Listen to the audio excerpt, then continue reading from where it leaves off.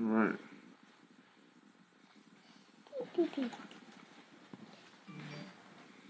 And we on and popping.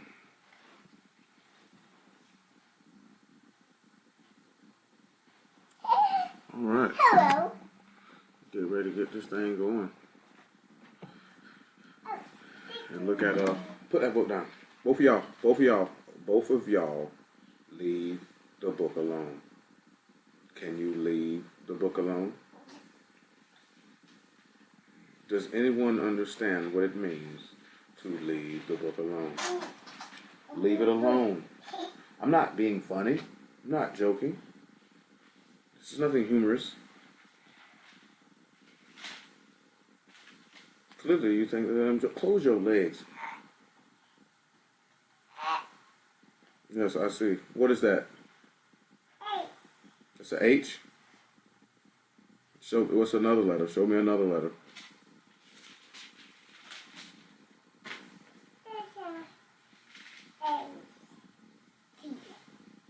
What letter you see? You see, huh? What you see? Yeah. You know, there was a news story here. I remember when it happened. Of a girl that got kidnapped 18 years ago, and they just found her. Grown lady actually had took this little girl and had been taking care of her as if that was her own child. Yeah, like really taking care of her. Like, you know what I'm saying? Look like little girl would live a pretty decent life. See, that's why. It's over. That's why no more. No. Because y'all tear stuff up. No more.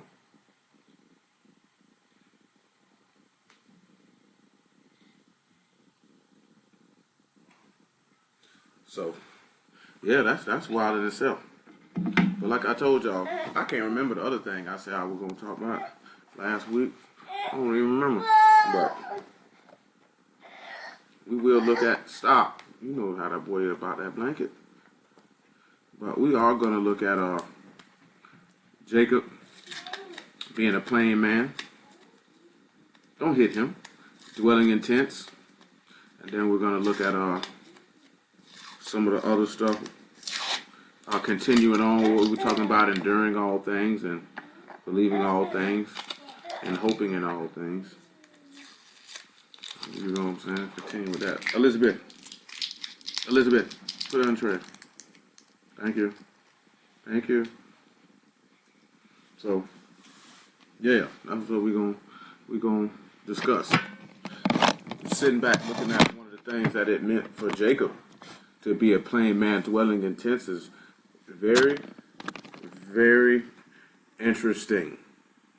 You know what I'm saying? It's going to point to a lot of things.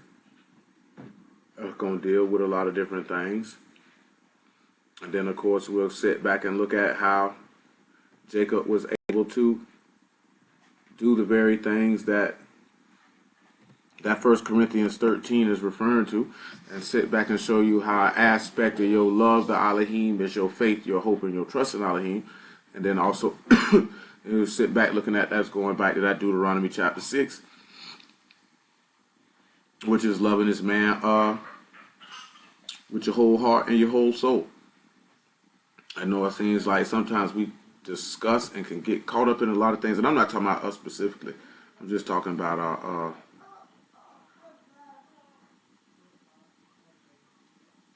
Hold up, y'all. Hold the press. Hold the press.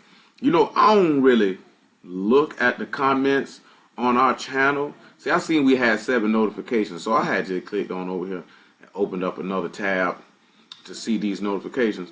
And we got somebody talking real crazy. And we finna see what this crazy person is talking about. So I'm gonna read this to y'all as I'm giving people some time to get around here. And I'm really not finna wait a whole much longer. But this here crazy, right? Because I just seen this lady taking off, look like a white woman. It's always funny to me how white people seem to have so much stuff to say about black people. but never about the situations and circumstances that were crafted by these same people. I always find that funny. I need to name this video from last week, from Wednesday too. Okay, this is what it say. Black. This is Kelly Kit Kat. Kelly Kit Kat. She's looking at us. She's commenting on a video from when we were in Hemming Plaza. Let's look at her first one. Say what? Come on, Cadence. Looks like another pyramid scheme, like Herbalife. Well, at least they're not selling crack. Or is this a cover like that in the TV show Hogan's Heroes? What is with Gorilla Grodd? See Flash Comics marching up and down with earphones stuck where his eyes should be. Auto Bibles are for they who have difficulty seeing the words or difficulty reading what is written. Alexander Scrosby and James Earl Jones narrations. I guess you're talking about because I had them headphones in my ear. Verses, passages in a sermon. Now she's posted scriptures here. And a couple of epistle letters. Hope means hope and not you can relax now having crossed over being found serving where you remain. What is this person talking about? Then it said, do not attempt to pronounce the name of God. Jews say Hashem when referring to the name of God. Sun means sun, wings mean wings, and of means from or belonging to as the expression, Sheriff of Nottingham. This lady say, this guy, Gorilla Grodd, is defiling them. He teaches them to speak verses in a rap music cadence. Others oppress them and so justify themselves to use the Bible, KJV, as propaganda tool for their gang. They are predators who fear not judgment day. Planes are coming, bombings begin soon, but who believes the end is near? But I suppose one could say serves them for right for following Grodd or some other pastor. This one now, we can stop thinking for ourselves, sound off, rather than seeking the Lord Jesus. So they have chosen their way, and their fruits thereof, come on, say what? Blacks are marvelous at destroying themselves. Stop, Lil. Go. Blacks are destroying themselves and each other, but so are Catholics who subtracted the word and debts and added the word trespassers, perhaps to justify the Inquisition. This lady put this up here like 2 hours ago. To invade the personal spaces of each other, they call suicide a sin, so that the torturer not feel guilt. 2 kilograms too many. John Henry, he done gave up. Now he's in hell. Oh, back to work. Nothing to see here. I don't know what this lady was talking about, but that's weird, man. That's very, very weird. I don't know what that lady had going on. That's one thing about these social media things. Now, these people get on this stuff, man, and these people be talking crazy. You don't be knowing what these people be talking about. At all. You know what I'm saying? Some of them got a little bit too much time on their hands.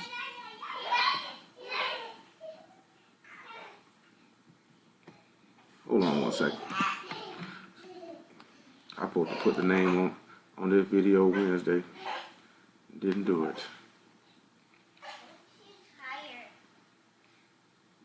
Give me 1 second. 1 second. Go sit down, boy. Go sit down. Yeah. Oh, I'm in the wrong place to try to change that now, aren't I?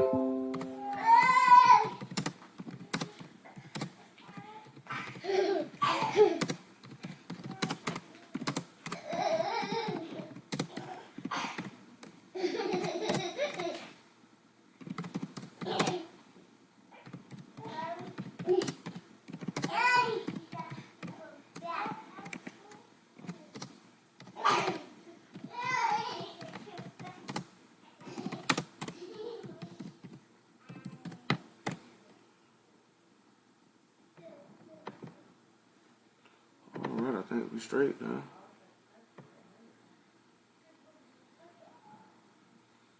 And it's saving, and it's saving, and it's saving. And it hasn't saved, and it is saved. All right now. So like I say, we're going to look at this stuff. With Jacob, what I was talking about the other day. And we're going to go from there. Let me do this real quick, like, before we get ready to start this off.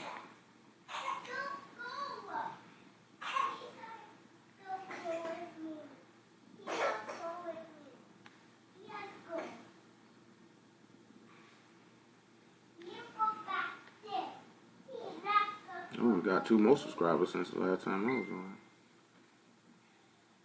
Now we at 194.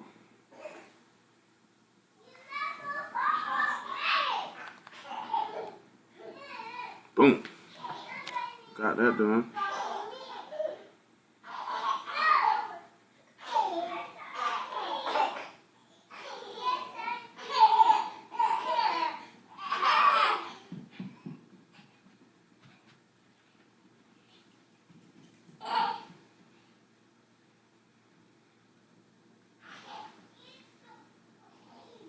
Get ready to crank this show on up. You know, it'd be amazing what some of this stuff, these words actually be saying and the things that actually be pointing to. Then especially if we talking about spelling the word Tom out for that particular verse in Genesis 25, what we're referring to. We probably focus just a lot on Jacob and him enduring the things that he endured because of the love that he had towards Elohim caused him to keep on going and not to falter and fall also. That's what we're going to look at. Just let me drop these videos. This video off where I need to drop them off at. We'll be good to go. It's about 8:45. Get this show on the road. Not try to keep y'all up all night.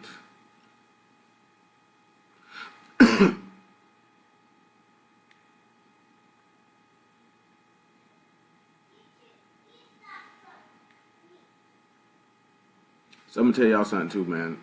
You got to and you sit back and you look at dealing with this word. It's just interesting to something like this here. Like, y'all always have to remember doing this that you actually stand for something. And if you actually stand for something, you can't get in situations and circumstances where you feel like you're going to fold up. You know what I'm saying? A lot of people get in situations and they fold up. It may not necessarily, and all it really just goes to show is that the love and the faith for Elohim was not in the location that they either thought it was or that they wanted people to believe it was. You know what I'm saying? You always just want to just honestly be honest with yourself. You know, the words say to serve this man in sincerity. So when you're talking about sincerity, you know that's just being real. That means it's coming out of pure place, at least in the English definition of the word sincerity. We can definitely look at the Hebrew definition for the word sincerity. I think I'll do that right now. You know what I'm saying? Because you got to sit back, and we still going, and we're going to talk about that a little bit. One of that things that Job mentioned about where was his strength at, that he should hope on the strength of, because that's going in back into what we talking about in 1 Corinthians chapter 13. Let me get that for you. The word is sincere. And that word, you would find that word, everybody, in Joshua chapter 24 and about verse 14. That's where you will find it at. And that word is Tamaim, which is an elongated version of Tom in Genesis 25. Isn't that interesting? And it just means to be complete, whole, entire, and sound, innocent, and having integrity. That's what that means. Same thing that I prayed the Lamb. He put that in my head. Even go. I'll start talking about that. So we'll probably look at both of them verses and talk about how those two words tie in together. How those two words tie in together. When you're looking at being a plain man and you're talking about being sincere, this is talking about being perfect. And we know for us being perfect is not in the same aspect of what the natural person looks at being perfect. You know what I'm saying? Most people don't look at it in that fashion. You know what I'm saying? We look at perfection a little differently than what it actually means in our language. Hold on, I got you, bro. Hold on, everybody. Hold on. You see that? Tenfold, shalom, brother, shalom, man. Good to see you.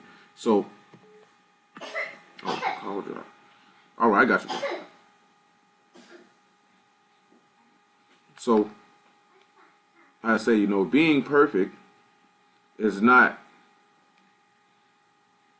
in the aspect of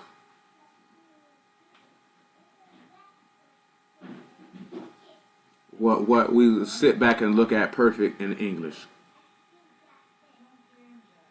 So we'll look at it in the terms of in our language, and I'm gonna slide over and we're gonna look at it and see what the Greek word what it would be. But in our language, we see that it means something else. Dang, boy, I got you, man. It's steady dropping on you, man. Yeah, I already know.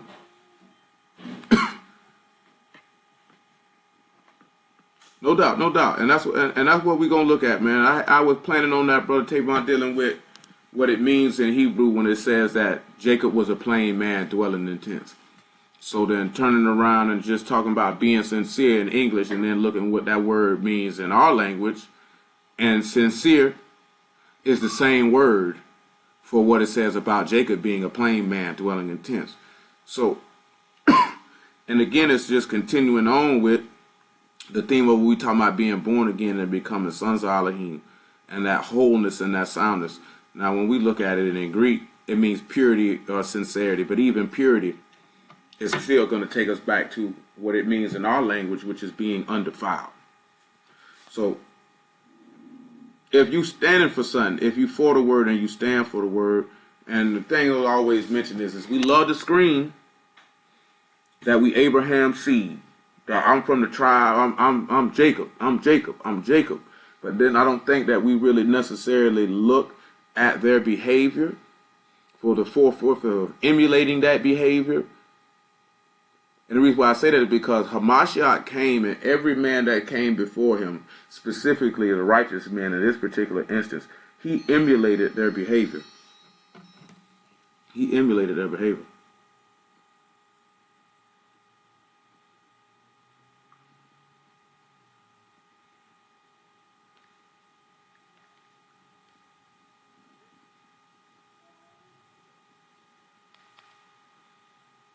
You know what I'm saying? Just emulate that behavior. If you can emulate that behavior, you can get to where you need to be at. You know what I'm saying? You can get to where you need to be at. So, and continuing on, perfection comes through actually having the faith in Elohim. So, about that completeness, just like what we talked about on Wednesday, when he said, love your enemies and do good to them that hate you. And most of us as Hebrews, when you come and you find out you're a Hebrew and you looking at that verse, how that verse has been manipulated by your oppressors and by, for lack of a better term, coons and Uncle Toms. You look at it and say, okay, man, I ain't loving my enemies. I ain't doing that. No, that's that weak stuff. That's that weak stuff. But because dudes don't actually know the word, they're not actually looking at it as that is an actual manifestation of the character of Yahuwah. Because I think sometimes we forget, when you done found out you were a brute, that you forgot that you were a sinner. Therefore, by product, you were an enemy of Elohim. And yet he still loved you. When he sent his son to die for you, he still loved you and showing you mercy and not killing you for the sins that you committed. He showed mercy by still feeding you, still clothing you, still housing you, when he could have turned his back on you and been contrary to you as an individual. Because he said in the law that if you be contrary to him, he'll be contrary to you. So he's basically saying, if you be my enemy, I'm going to be your enemy. But even in the midst of that, he still showed love to his enemies. And then we looked at Saul doing it, getting it done to him. And then we focus on one particular statement. And I ain't going in depth as I would have liked. But hopefully y'all will, and we do that this evening.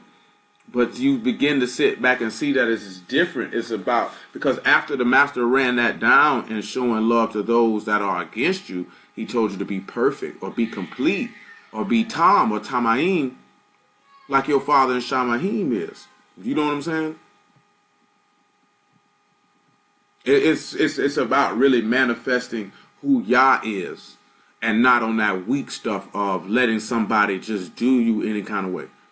Because I don't think we sit back and realize that we were all his enemies at one particular point in time. and he showed love to us, that we should be able to do the same. Because Saul was a sinner, and David showed mercy to a sinner. This man was a transgressor. There is no way around that. Do you know what I'm saying? But what we're talking about is that's the completion. That's the wholeness. That's the soundness. That's being undefiled. Just like I was talking to Will about something earlier. And then, we're not probably finna discuss that in great detail, at least not right now. But you wanna be able to go about Shabbat Shalom, DC. Good to hear from you, brother. Good to hear from you. Put it to you like this. And you walk in the word, and there are people who are evil, and you know that they're evil. You don't necessarily want to give them lane, room, and cause to speak against the word. Because a lot of people do. Because if you give them a lane and a room and a cause to do it, that gives them in their mind a reason not to actually hear what you have to say. Because they already don't want to hear what you have to say. And they're looking for a reason not to hear. And sometimes you can't do nothing about that. It is what it is. You know what I'm saying? But you don't want to give a reason for the ministry to be blamed. You know what I'm saying? You just have to have real life finesse when walking it. Because you can't necessarily care what people think and they're going to say. And then to a certain extent, you have to, as you're watching what you're doing, because you don't want Mashiach to be blamed for something that you have done. And you don't necessarily have to be doing nothing to commit a sin or nothing like that. It's just that you don't want to give people a chance to say nothing. Then you don't have certain instances where it don't matter what you do, they're going to say something. So I can say it's a fine line to toe. Take some skill and finesse. It's not something that you're going to learn right off the rip. You know what I'm saying? It's something that you're going to learn through trial and error, and him correcting you and showing you this is not the way to handle this. This is a better way to handle this. This, if you do it this way, you really thinking carnally, because you thinking how you would do it instead of sitting back looking at how I told you to go about it and do it. You know what I'm saying? It just comes with experience. You know what I'm saying? I think sometimes we think when we go to dealing with the word that you're going to have this experience and knowledge on how to do things off the rip. And that's not necessarily the case. You're going to go through the stuff. You're going to learn. Okay, I did this. I was in this situation one particular time. I did it like this. This is how it went down. Now I know that that's not the best mode of action to take. And I can go about it better. You know what I'm saying? People don't sit back and you can look at that. Because we were just discussing a situation where we know like there's an opportunity for us to go build with some people who really are not on the type of time that we are on. And the natural inclination is, I don't want to be fooled over these niggas. You know what I'm saying? But then we had also discussed one part of what they would do, we would most definitely participate. But another part, I'm not going to participate on the grounds of, I don't want anyone to associate me with what you're doing because I don't agree with what you're doing.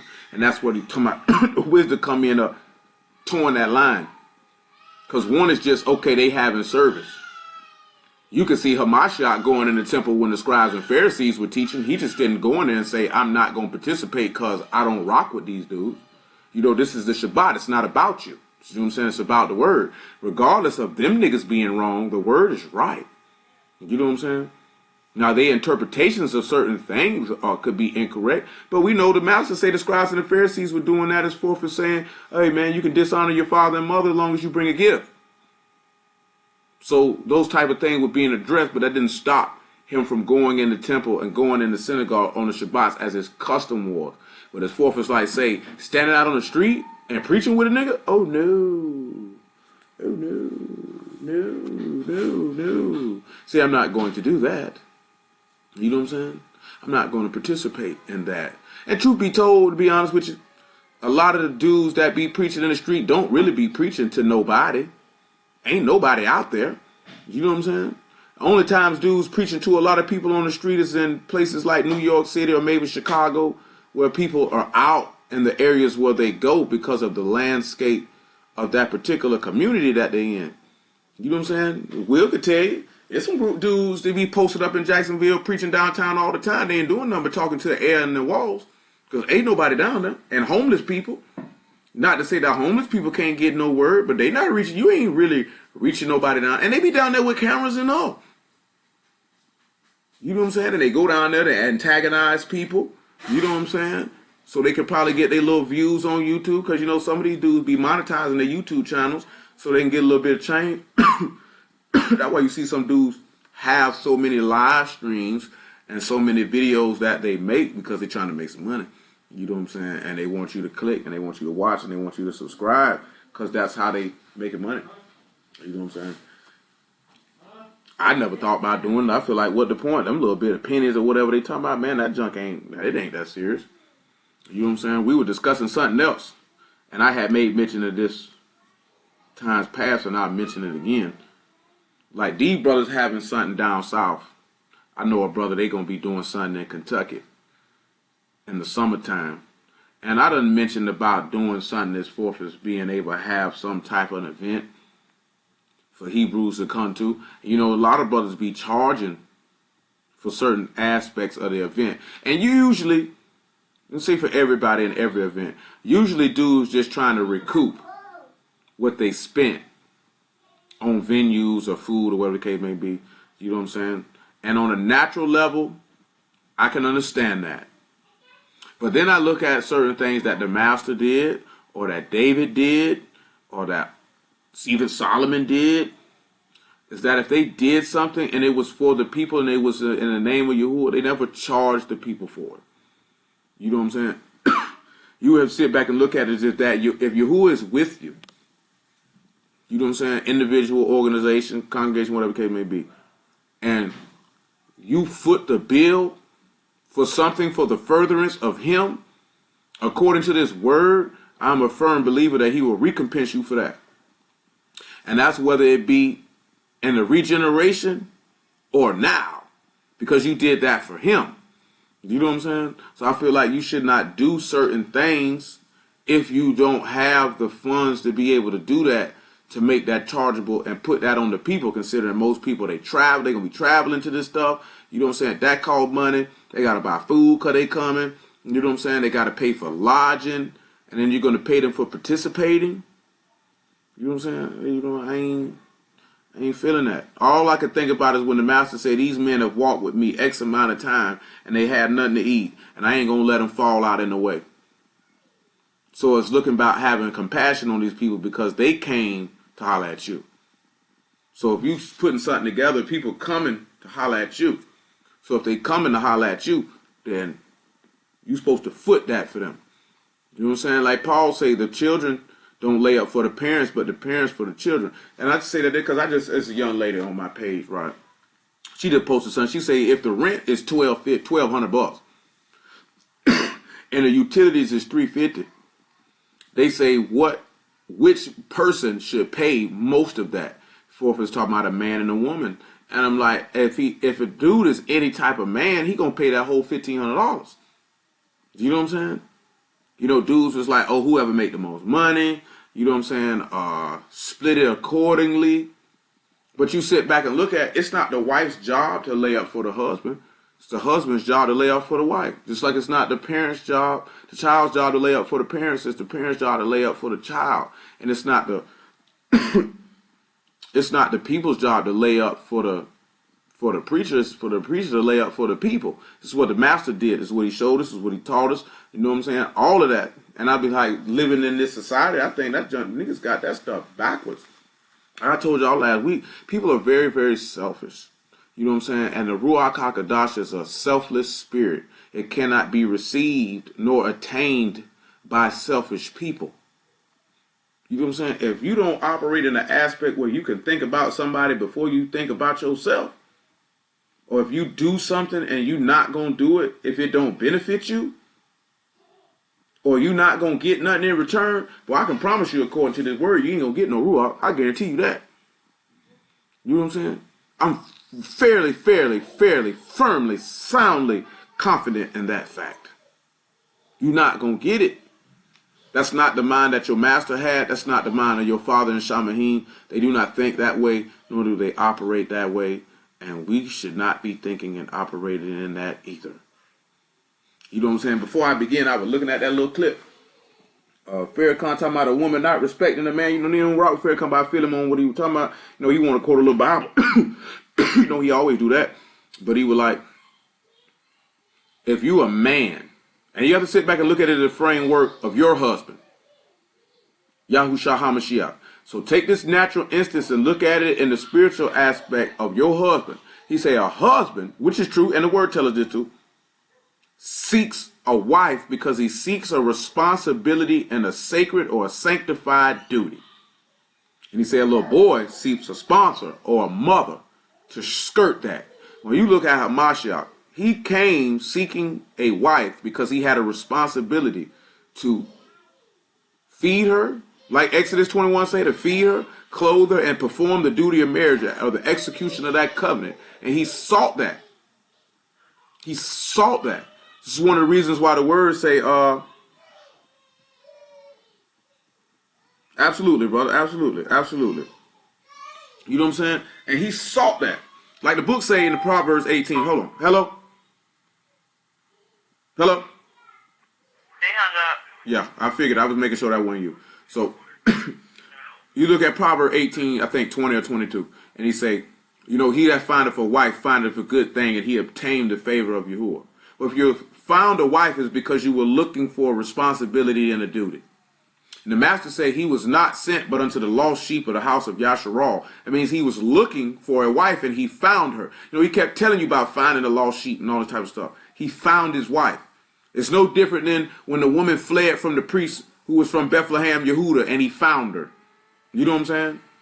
Now, when you're looking at obtaining the favor of Yahuwah, you're talking about obtaining the Ruach when he found his wife. Because we know that the woman is, even as the mother of all living, she come out the side of Adam. It's symbolic of he that believe on me, as the scripture has said, out of his belly shall flow rivers of living water. So the master is looking for a wife. He's looking for this responsibility and to perform and execute this sacred duty. And he laid up for her. He said, I didn't come to be served. I came to serve. So he came to execute a sacred responsibility and a sacred duty. And that's what a man would look to do. That's what a servant of Yahuwah. No doubt. Praise y'all, man. That's what I'm talking about. You know what I'm saying? And that's somebody who preached the word. That's what they would look to do. They wouldn't look to sit back and try to come up off the people or get the people to pay for something that they wanted to do for the people. Because now it's not really about the people. It's about you because you're trying to recoup. And just like the brother say, man, let the master reward the fruits of what you think is, Brother Tavon to say, work or labor. If that's truly for Yahuwah, then he'll reward you for it.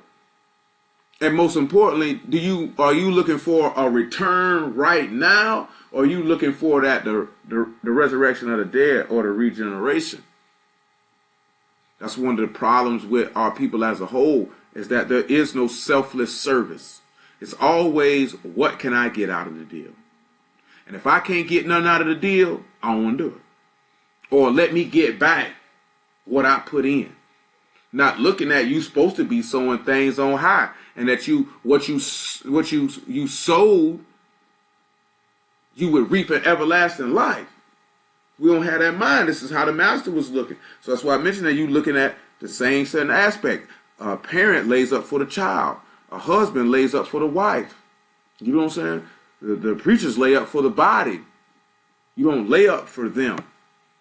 You know what I'm saying? Do the children do things to show appreciation to their parents? Yeah. Do a wife do things to show appreciation to her husband? Yeah. Does the word teach that you're supposed to do things to show appreciation to his preachers? Yeah. But if you're doing that as a preacher or a husband or a parent for recognition, then you're doing it out of pride and selfishness, and you're not going to get no reward for it.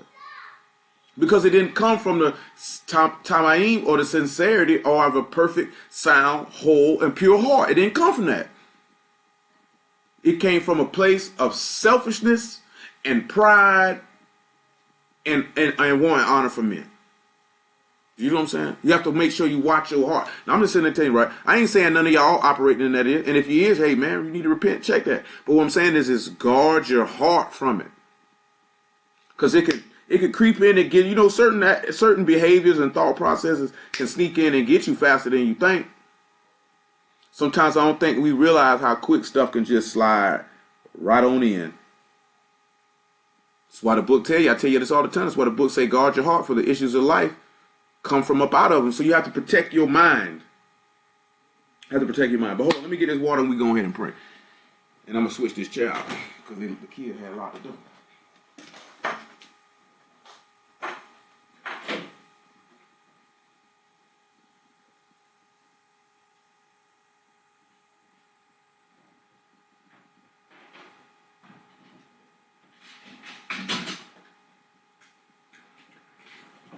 Selflessness, y'all, is the key to salvation.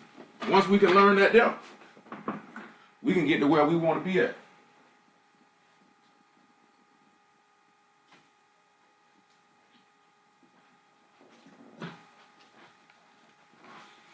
Once we learn how to be selfless, we can truly get to where we want to be at. If we don't learn how to be selfless, we're not going to get to where we want to be at. But let us get ready to pray. Then we get the show on the road. Excuse me. All right, everybody. Righteous Father Yahuwah, we thank you for thy mercies and goodness, thy salvation and truth. We thank you for allowing us to gather on thy Kodesh Shabbat. Another opportunity to hear thy word, to be strengthened by thy word. For us to learn the way of salvation, to learn the things that please thee. That a heart of faith might be developed in us. That we might receive the Ruach HaKadosh.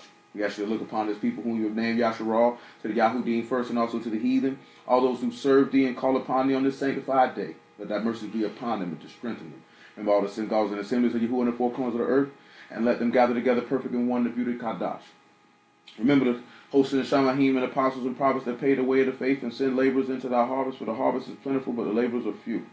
That the word which you covenanted with our fathers Abraham, Isaac, and Jacob might be fulfilled, that uncircumcised hearts might be humbled, that we might return unto thee, that we might walk with thee, that a heart of perfection might be made in us, that we might be clean and undefiled, that you might be our Elohim and we might be thy people. Remember Jerusalem, the city of salvation, the city of Shalom, the righteous city. Bring us back to Zion, that we might come to be joined unto thee in a true covenant, a pure covenant, a covenant sanctified by the blood of Yahushua HaMashiach, that we might dwell in that righteous and upright place which you promised to our fathers, that we might sing praises unto thee, that we might serve thee, and that we might be at rest, that we may have joy in our hearts to dwell in the land as in the days of old. Remember, similar to the firstborn, individually and collectively, let the love of Hamashiach dwell in our hearts by faith. Guide us and lead us according to thy word and according to thy truth, that righteousness sustain us. Let us examine ourselves and prove our own selves that whether we be in the faith or not, that a heart of Tamaim might be perfected, that we might always serve you in sincerity, that we all might serve you in faith, that we might always serve you in righteousness, that we might always seek to do the things that please you and you alone, and that we seek your honor and your honor alone. We thank you, Father, for all the things that you have done for us and all the things that you have not done. We thank you for all the things that you have provided.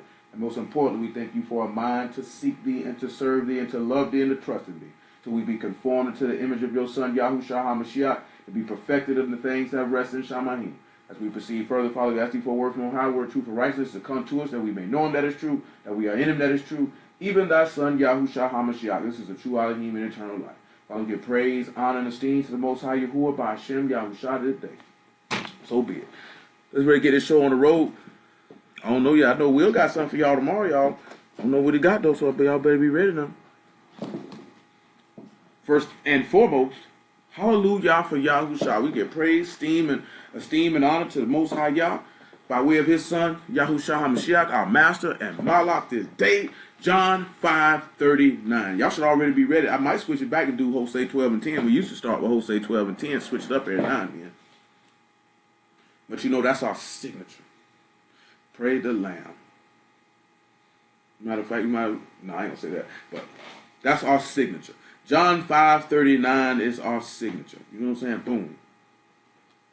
That's what we know. So that's what we'll be known for. Is search the scriptures, because in them you think you have eternal life, and they are they which testify of me. So for us, that's our signature. We're gonna search the book for the man that is talking about. Because he said, in them you think you have eternal life, and they are they which testify of me. He said, but you won't come to me that you might have life. I receive not honor from men, but I know you. He said, you don't have the love of Elohim in you. See, and that's what we're sitting back looking at. We got to come to him to get eternal life. If we're going to come to him to get eternal life, that means we need to become like him. Now, see, we had this discussion now because I'm crunk up. I ain't got no shame to say it because I don't care. We were seeking to go do something with individuals who are of a One West persuasion. Now, I'm going to tell you something about individuals who are of a One West persuasion.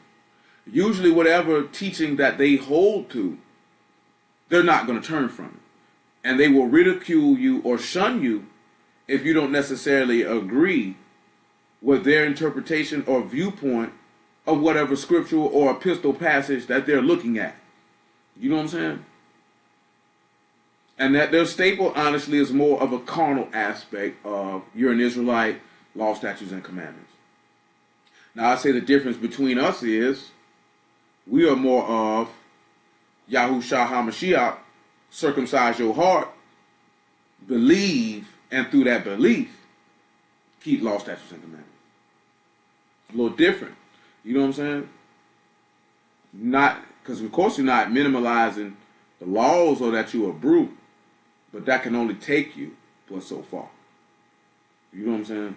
It's only so far you're going to go with that. Because you're gonna mess around and you're gonna get caught up in what Paul was talking about, which unfortunately a lot of our brothers and sisters do, and that's glorying in your flesh. And your circumcision is made for uncircumcision because you're not faithful and obedient. Something that you want to make sure you guard your heart about. See, it's a lot of things that you have to protect your mind, and the most important thing you have to protect your mind from is from yourself, because we can be our biggest enemy, and we can be our biggest help. And the choice is ours. Coming back to Job chapter 6, in verse 10 or 11, whatever verse it was. Praise the Lamb. Praise Yahuwah. Thank y'all for the word. Got to get ready to come one with the word. Come one with the word. You can save your soul. Remember what James told you. Receive the engrafted word, which is able to save your souls. And when you look at engrafted, you know that's merging. That's merging.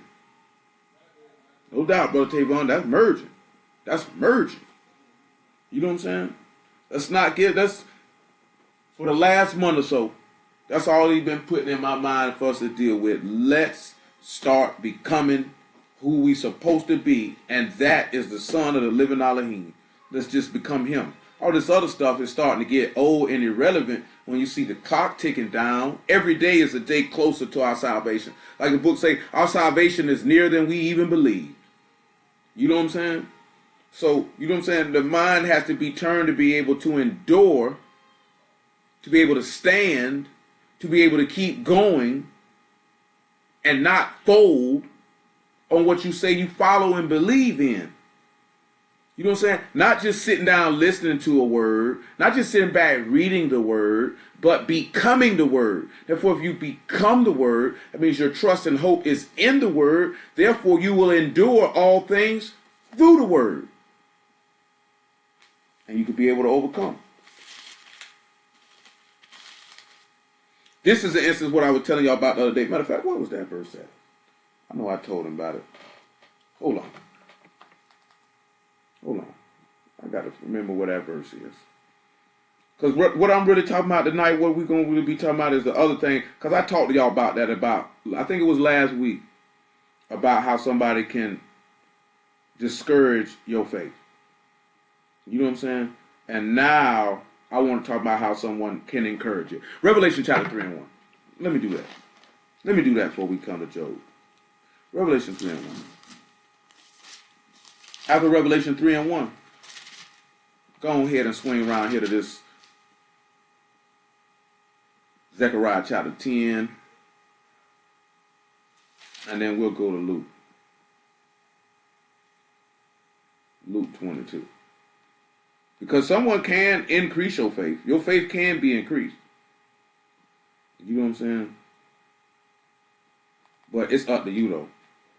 It's up to you, though. Revelation 3 and 1.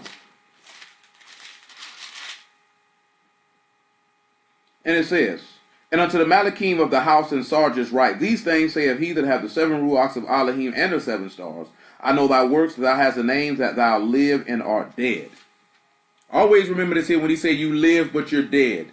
You should know what this means when he says you have a name, you live, and you're dead. What could he mean when he said you have a name? Now, I was just talking to Will about this. This is something that we dealt with a good long while ago.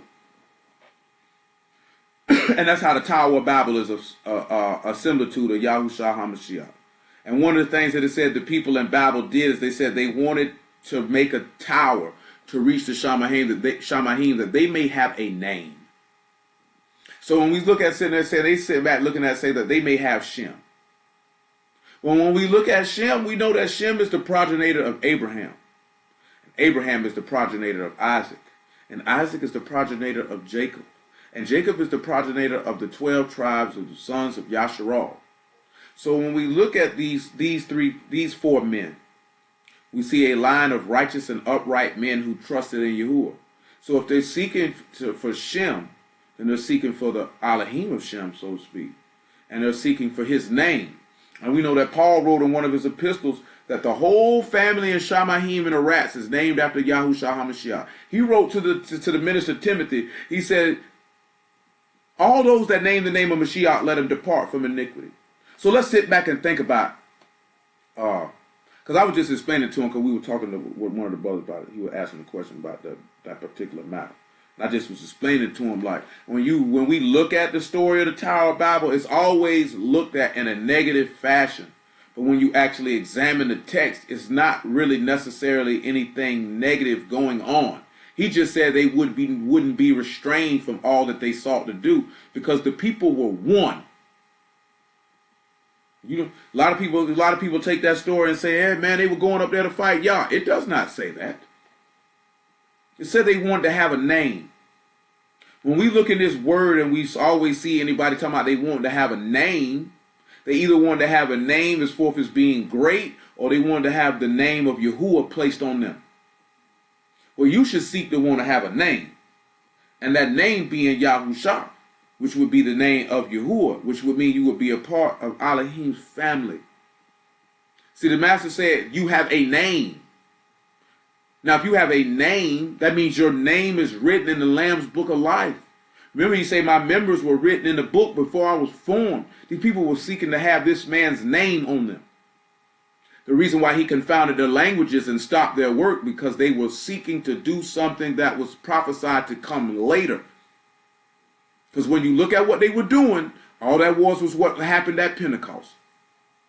Brick by brick, a house was being built. Remember what Peter said? He told Peter, upon this rock I will build my house. So he looks at each and every one of us as a brick stacked on top to build his house, which is his body, which is him, which is what those people were doing in similitude of, if you search the scriptures and you're looking for Mashiach to see how it testified the plan of salvation. Because they were seeking to form the body before it was time. Because said all the earth was of one language. Everybody understood everybody's speech. You go back and you look at Pentecost, he allowed the apostles to speak in every man's language so they could all understand the word. So they could all understand it, so they could all be saved, so they could all be one body, so it could all grow up together. So if we're thinking about that you have a name, but you live, but you're dead, then John 6:63 should come to your mind. Say the flesh profiteth nothing, it's the ruach that quickeneth. The words that I speak unto you are ruach and they are life. Paul said you dead to the flesh, but you live in newness of life. So this is what you're seeking. If you have a name, that means you have mortified your members, you have came up out of that as newness of life, and your name is written on high. And though you are alive, you're dead, because you're dead to the lust of the flesh. You're dead to sin. Matter of fact, hold on. Romans chapter 6. Hello? Hello? All right. Romans 6:3. Let me say, you have a name, you live, but you dead. So you're supposed to be alive, but you're supposed to be dead, though. You know what I'm saying? I'm just not going to briefly just say that and then not look at it. Know ye not that so many of us were immersed into Yahushua's HaMashiach, we are immersed into his death. Therefore we are buried with him by immersion into death, that like as Mashiach was raised from the dead by the esteem of the Father, even so we also should walk in newness of life. For if we've been planted together in the likeness of his death, we shall also be in the likeness of his resurrection. That's what you need to sit back and look at. That you live, but you dead. Look at 1 Peter chapter 4, verse 1. See, that's what people don't want to look at, and that's what people don't want to do. Because we sitting back going back to What is my strength that I should hope? Your strength. After we look at 1 Peter 4:1, just 2 Corinthians chapter 12, just rehashing stuff we done looked at, but just looking at a different aspect. He said, because the master's saying, I know you have a name, and you live and are dead. So I was just going to gloss that, but I'm not going to gloss it. 1 Peter chapter 4, verse 1. After we read 1 Peter chapter 4, verse 1, go ahead and get Genesis chapter 5 and verse 1. Forasmuch then as Mashiach hath suffered for us in the flesh, arm yourselves likewise with the same mind. He that suffered in the flesh hath ceased from sin, that he should no longer should live the rest of his time in the flesh to the lust of men, but to the will of Elohim. Now this is also referring back to something in 1 Peter chapter 2, when they say Mashiach left us an example, that he bare his sins in his own body, that we should be dead to sins and live unto righteousness. That we should be dead to sin to live unto the faith that is in Mashiach. Even though you live, you dead. See, a lot of people might read that verse and have no idea what he's talking about. Because you're dead to sin and you live by your faith by him who sacrificed himself to you. This is why our people don't have no power. This is why people don't have no faith. This is why they turn around and get in situations and they fold. Because you did not die. See, you know what the thing is, though? It's a lot of people who are dead and are living. Because you dead in the eyesight of Yahuwah to live in your sins instead of being alive and dead. You have to look at that. Most of y'all know people, and I'm talking about who in the Word. I ain't even talking about somebody who don't follow the Word. I'm talking about people who in the Word, who are dead and are alive. Because they dead as far as they're concerned is they have no life in them. They have no life in them. They are alive to sin, but dead to life. They are the opposite. You don't want to go out like that.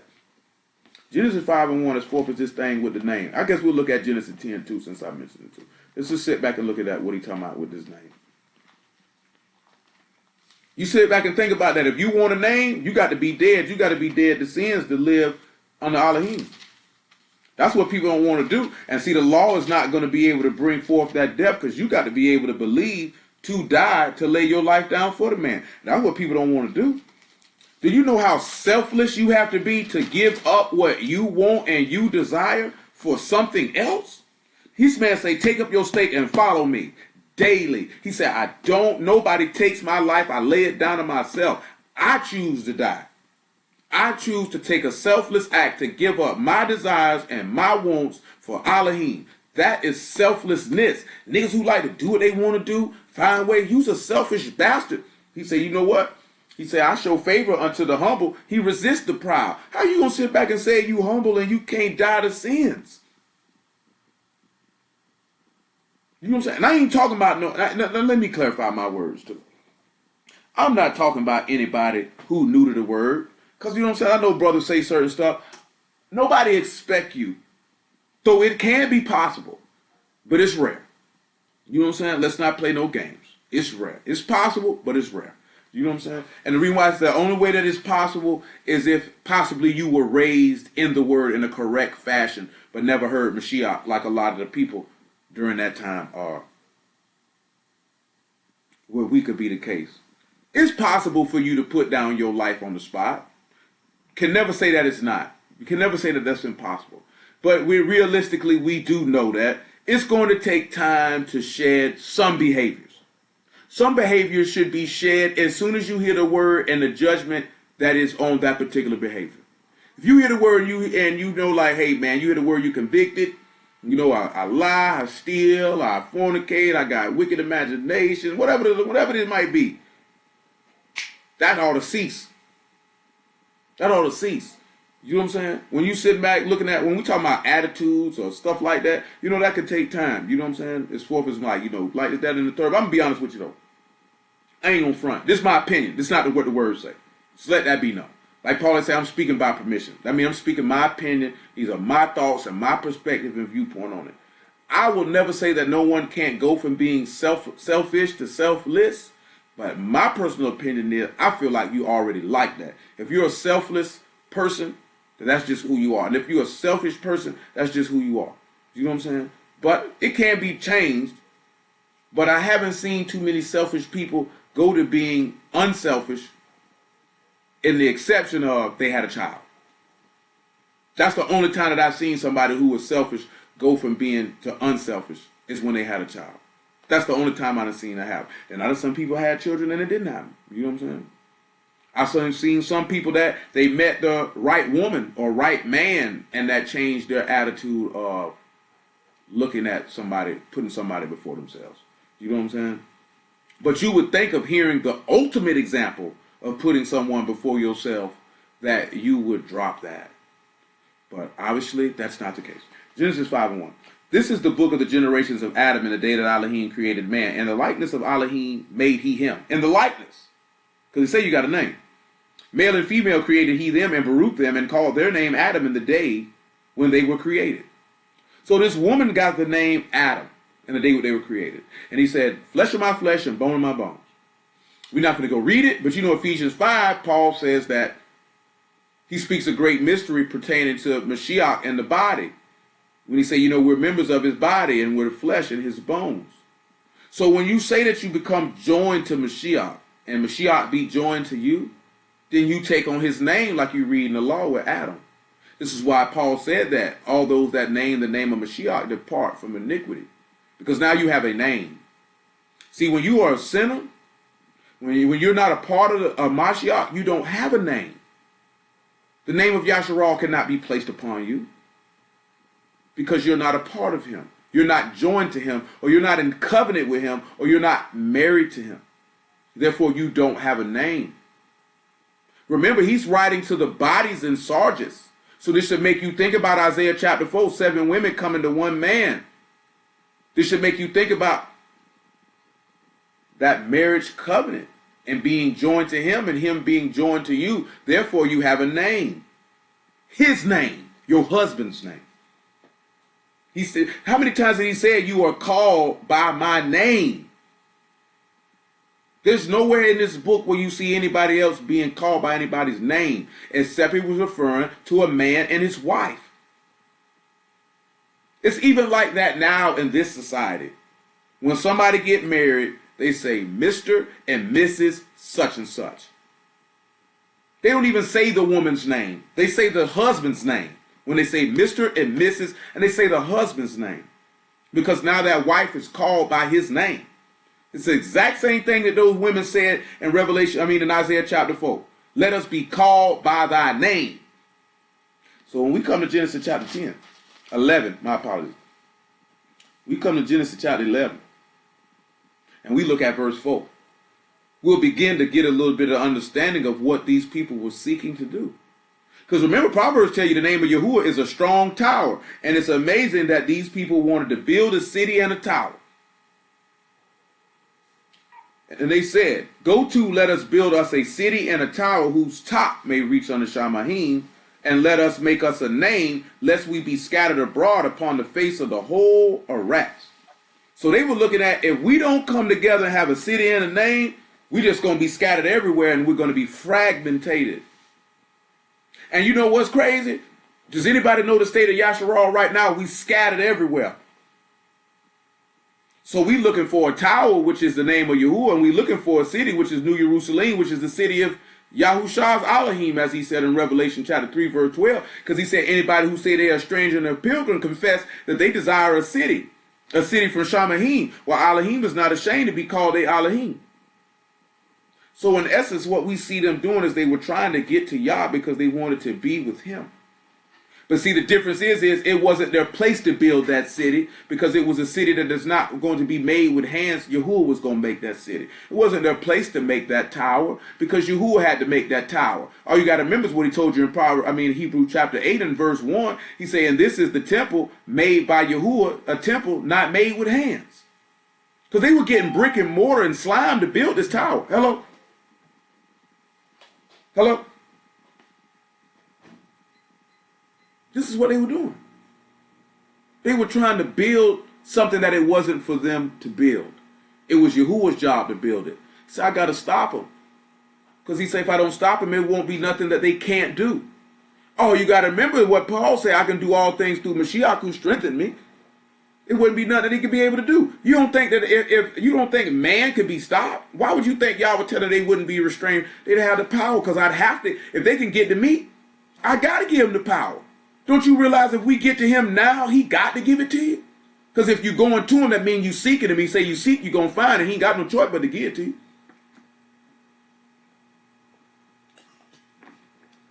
Who is you who ever turned away that sought after him? No one. He ain't never turned nobody away that sought after him with a pure heart. Not ever. He's not going to do it. That's not how he operates. See, people seek him, but they don't seek him with a pure heart. That's why they don't find him. Come on back to Revelation 3:1, though. Because I ain't going to spend too much time on that, but I had to deal with that. So when you look at having a name, that means you have to become one with Mashiach, meaning you become his wife, and you have his name. And therefore, if you have his name, because just what we just read now in Romans 6, he said you're immersed, everyone who's immersed in the name of Yahushua HaMashiach is immersed in his death. We know a covenant is of no effect while the testator lives, but the testator has to die. That's telling you to get his name, you got to become a part of the covenant. You become a part of the covenant, you got his name. And if you got his name, that means even though you alive, you dead. Because you live under righteousness, but you dead to sins. It's taking you back to immersion. That was supposed to happen when they came through the Red Sea. Because they got a name then. They got a name of Yasharal when they came through the Dead Sea. And they were coming up, the Red Sea, and they were coming up out of Mizraim. They were supposed to be dead to them sins to live unto the faith in Yahuwah that they seen from the miracles that he worked. But that's not what happened. And we got to make sure that we don't follow that same pattern. And always remember what Romans 15 say, that the things written aforetime was written for our learning, that through the scriptures we might have hope and comfort. But I think sometimes we don't go back to look at these things and realize these things ain't just written for your learning to know some history. These things are written for your learning to learn what to do and what not to do. And not just in some thou shalt not steal and thou shalt not kill, but the examples of what belief and unbelief will get you. Because unbelief is more dangerous than any natural thing that a man can go do. You can go beat your meat. You can go smoke some weed. You can go fornicate. You can go whoremonger. You can lie. You can steal. You can fight. You can scheme. You can plot. You can do all of that. But boy, that heart of unbelief, that man say that's good and evil. That man say that's good and evil. Good and evil. That man say, I'm going to let them see what their end going to be. Because these are children who have no faith. They don't believe and trust in me at all. I can't do nothing with these niggas. They say they can't get in my land. I swear, this man swore it on his name. Y'all not getting it here. And you think they ain't getting there because they broke a Sabbath? Because they ate a pork chop? You think that's why they didn't? You gotta sit back and let that and just resonate. Come over here to Numbers 32 just so we can read it. Sit back and let that rest in your brain. Just come over here to Numbers 32. Just sit back and let that rest in your brain. How serious and egregious unbelief is to the point that this man swear on his name, these people not getting in. 32:10. I just want y'all to really sit back and think about that, how dangerous that is. Because look here, right? Little children sin not. But if you do sin, you have an advocate in Shamahim, Yahusha the righteous. That's what the book say. You know what I'm saying? That's what the Apostle John wrote to us. That's not saying go sin, but you got an advocate. If in the event that could occur. That's why he said if a man sin against another man, the judges will get him. But if a man sin against Yahuwah, who will stand up for him? And you got Mashiach to stand up for you and be an advocate. But how long will he be an advocate? Because one thing for certain and two things for sure. He can't advocate on your behalf if you don't believe. What can he say?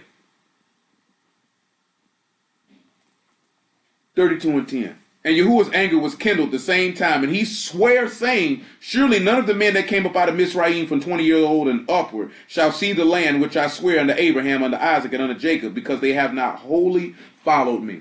Now come over here to Hebrews chapter 3. See, this is an example. They were dead and lived. You know what I'm saying? They were walking around, but they were dead. You want to be alive. Well, I'm sorry, they were alive, but they were dead. My apologies. They were alive and they were walking around, but they were dead, though. You don't want to be that way. It's not that serious. It's not that serious. But clearly it is. 3:16 in Hebrews. For some, when they had heard, did provoke, howbeit not all that came out of Mizraim by Moses. But whom was he grieved 40 years? Was it not with them that had sinned, whose carcasses fell in the wilderness, and to whom sware he that they should not enter into his rest, but to them that believe not? So we see that they could not enter in because of unbelief. I'm going to just keep on going. Let us therefore fear, lest a promise being left of us entering into his rest, any of you should seem to come short of it. For unto us was the gospel preached, as well as unto them. But the word preached did not profit them, not being mixed with the faith in them that heard it. Now come on back to Revelation chapter 3. This is why there's no gain from a lot of people, because they're hearing the word and they want to blame everybody else, but the word is not going to give them any gain, not mixed with the heart of faith that they lack. If you're looking at, I'm not getting any gain from the word, or this, that, it's because there is a heart of unbelief inside of you. Because if you believe the word and you hear it, there will be a profit and there will be a gain, because your trust and hope is in the word, like the man told you. He say, he that trusteth in Yahuwah, say, blessed is the man who trusteth in Yah, whose hope Yah is. Where is my strength that I should hope? Your strength is in your Elohim that you should hope. You know what I'm saying? And our strength and our hope don't be in our Elohim. This is why we're not getting the profit. This is why we're not getting the gain. The book is telling us this here. It's no other reason anybody's not getting any gain from the word is because they don't believe it. Because if you did, you get the gain.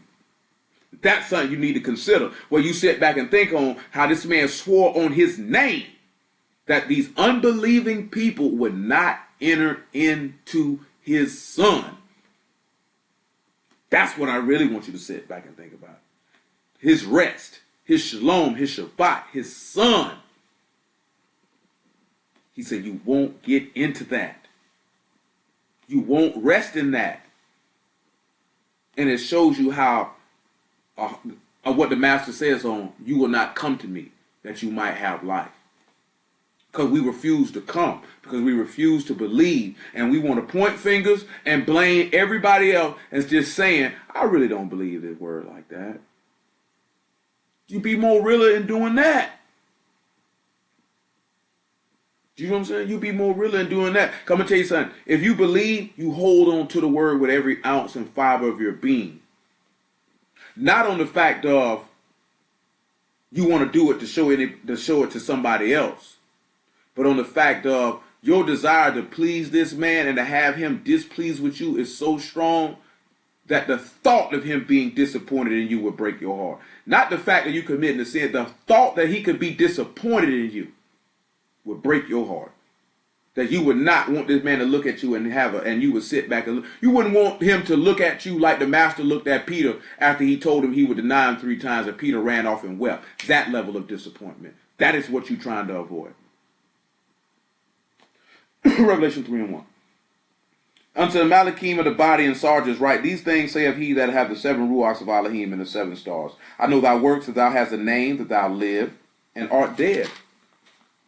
Be watchful, and strengthen the things which remain that are ready to die. For I have not found thy works perfect before Elohim. So he said you need to strengthen the things that are ready to die. Now we're going to turn around, and now we're going to begin to start looking at what we got to look at. Job chapter 6. And after we look at Job chapter 6, we will slide to Genesis 25.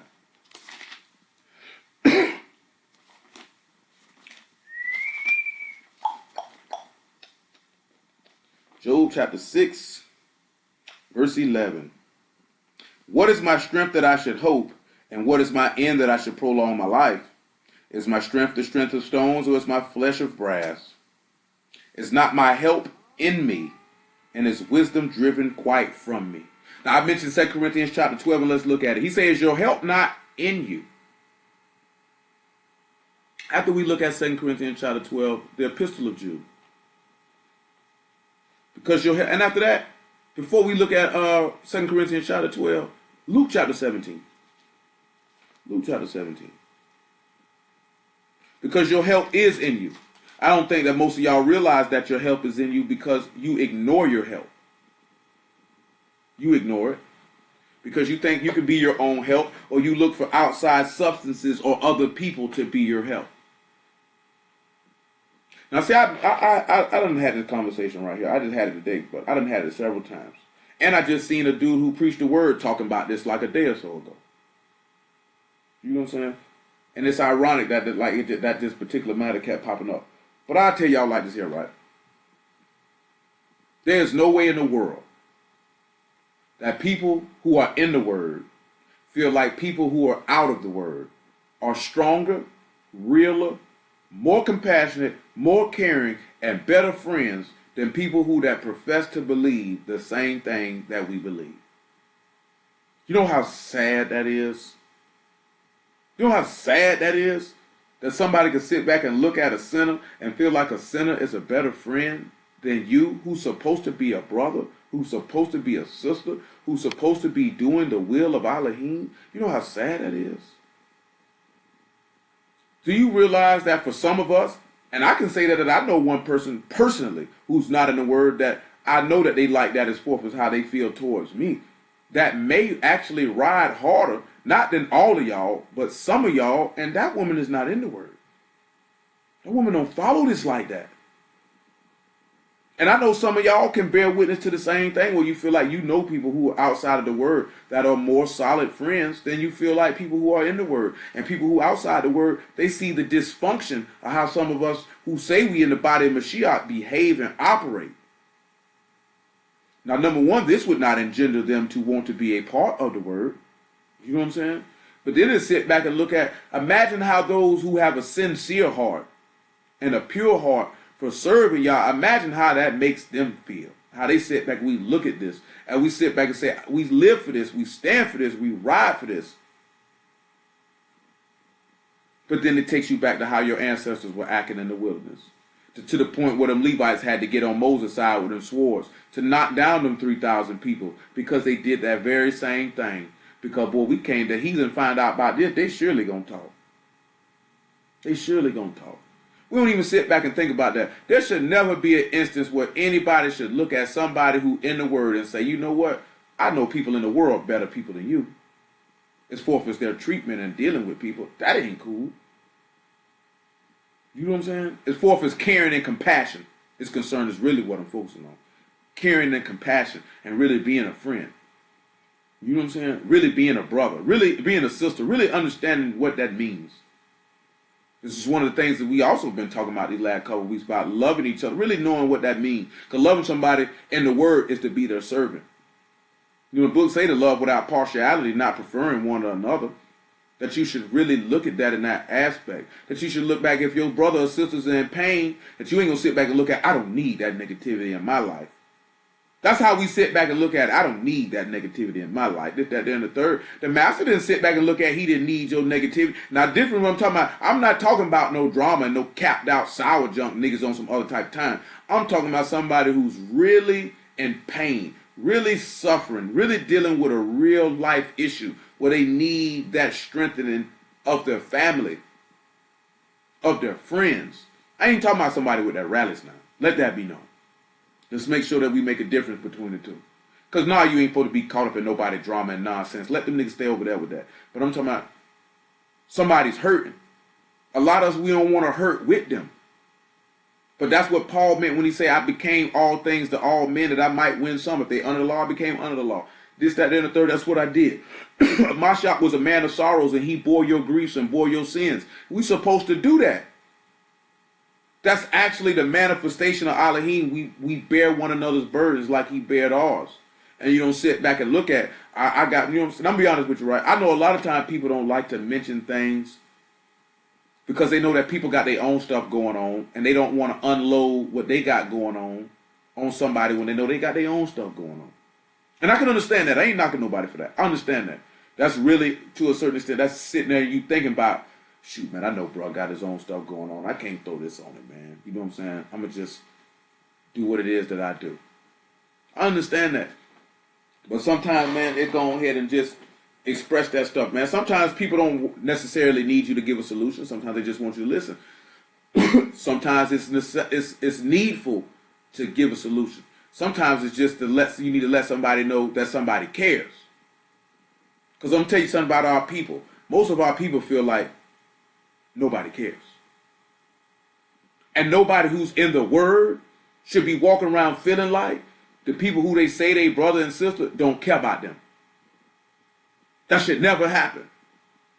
Nobody in the word should ever feel like somebody outside of the word cares about them more than somebody who claimed to be in the body of Mashiach. That should never happen. That should never, ever, ever happen. That man taught us better than that. He taught us better than that. That's not what he taught us. You know what I'm saying? And if we can't understand that, we need to begin to reevaluate ourselves and go back to the drawing board, because it's quite obvious that you have need of milk. Luke 17:20. He said, when he was demanded of the Pharisees when the kingdom of Elohim should come, he answered them and said, the kingdom of Elohim come not with observation. Neither shall they say, lo, here, or lo, there. For behold, the kingdom of Elohim is within you. Now he said, my help is within me. And now the master just told you that the kingdom of Elohim is in you. So what could he be talking about? Let's go to that main thing that we know will give you some understanding. That's Romans chapter 10. On what he's talking about. Romans chapter 10. And just bear with me, because it's going to make sense when I swing around here to Jacob. I promise it will. Romans chapter 10 and verse 4. Make it 3. Romans chapter 10 and verse 3. But we got to sit down and we got to lay it out a little bit to make it make sense, to really for you to understand what we're talking about, where we're coming from, and what we're referring. You know what I'm saying? And what we're referring to. Because we ain't just talking about some old random stuff here. Romans 10 and 3. For they being ignorant of Elohim's righteousness, have not submitted themselves, and going about to establish their own righteousness, have not submitted themselves unto the righteousness of Elohim. That's one of our biggest problems. We don't like to submit ourselves unto the righteousness of Elohim because we want to go about establishing our own righteousness. And when we talk about going about to establish our own righteousness, we talk about sitting back looking at you thinking that your righteousness is going to come through the Torah and not through Hamashiach. Because you don't want this man's name on you. You want to make a name for yourself. Then it therefore not be for faith, but be of works. Therefore it's debt. That means Elohim owe you. And that it was not him that saved your life, but you saved yourself. And because again, right, you will not come unto me that you might have life, because you have not searched the scriptures to see how all those things are testifying of Mashiach. Therefore, you don't know what Elohim's righteousness is. For Mashiach is the end or the purpose of the Torah for righteousness to everyone that believes. For Moses described the righteousness which is of the Torah, that the man which do these things shall live by them. But the righteousness which is of faith speak on this wise: say not in thy heart, who shall ascend into Shamahim, that is to bring Mashiach down from above, or who shall descend into the deep, that is to bring up Mashiach again from the dead. But what saith it? The word is nigh thee, even in thy mouth and in thy heart. That is the word of faith which we preach. It's already there. Your help and your power is in you. But you got to trust in it and no longer submit yourself to your own righteousness, but you'll submit yourself to Elohim's righteousness. This means you're going to have to submit yourself to Mashiach. And the only way you can submit yourself to him is that you have to trust in him and believe in him and hope in him. And this is where your strength would emanate from. 2 Corinthians chapter 12. If you wonder why he say through Mashiach, he say, I can do all things through Mashiach who strengthened me. Well, they're strengthening 2 Corinthians chapter 12 and verse 8. We'll make it 6. The reason why Mashiach would be able to strengthen Paul is because of his trust, because he said, this is where my help is.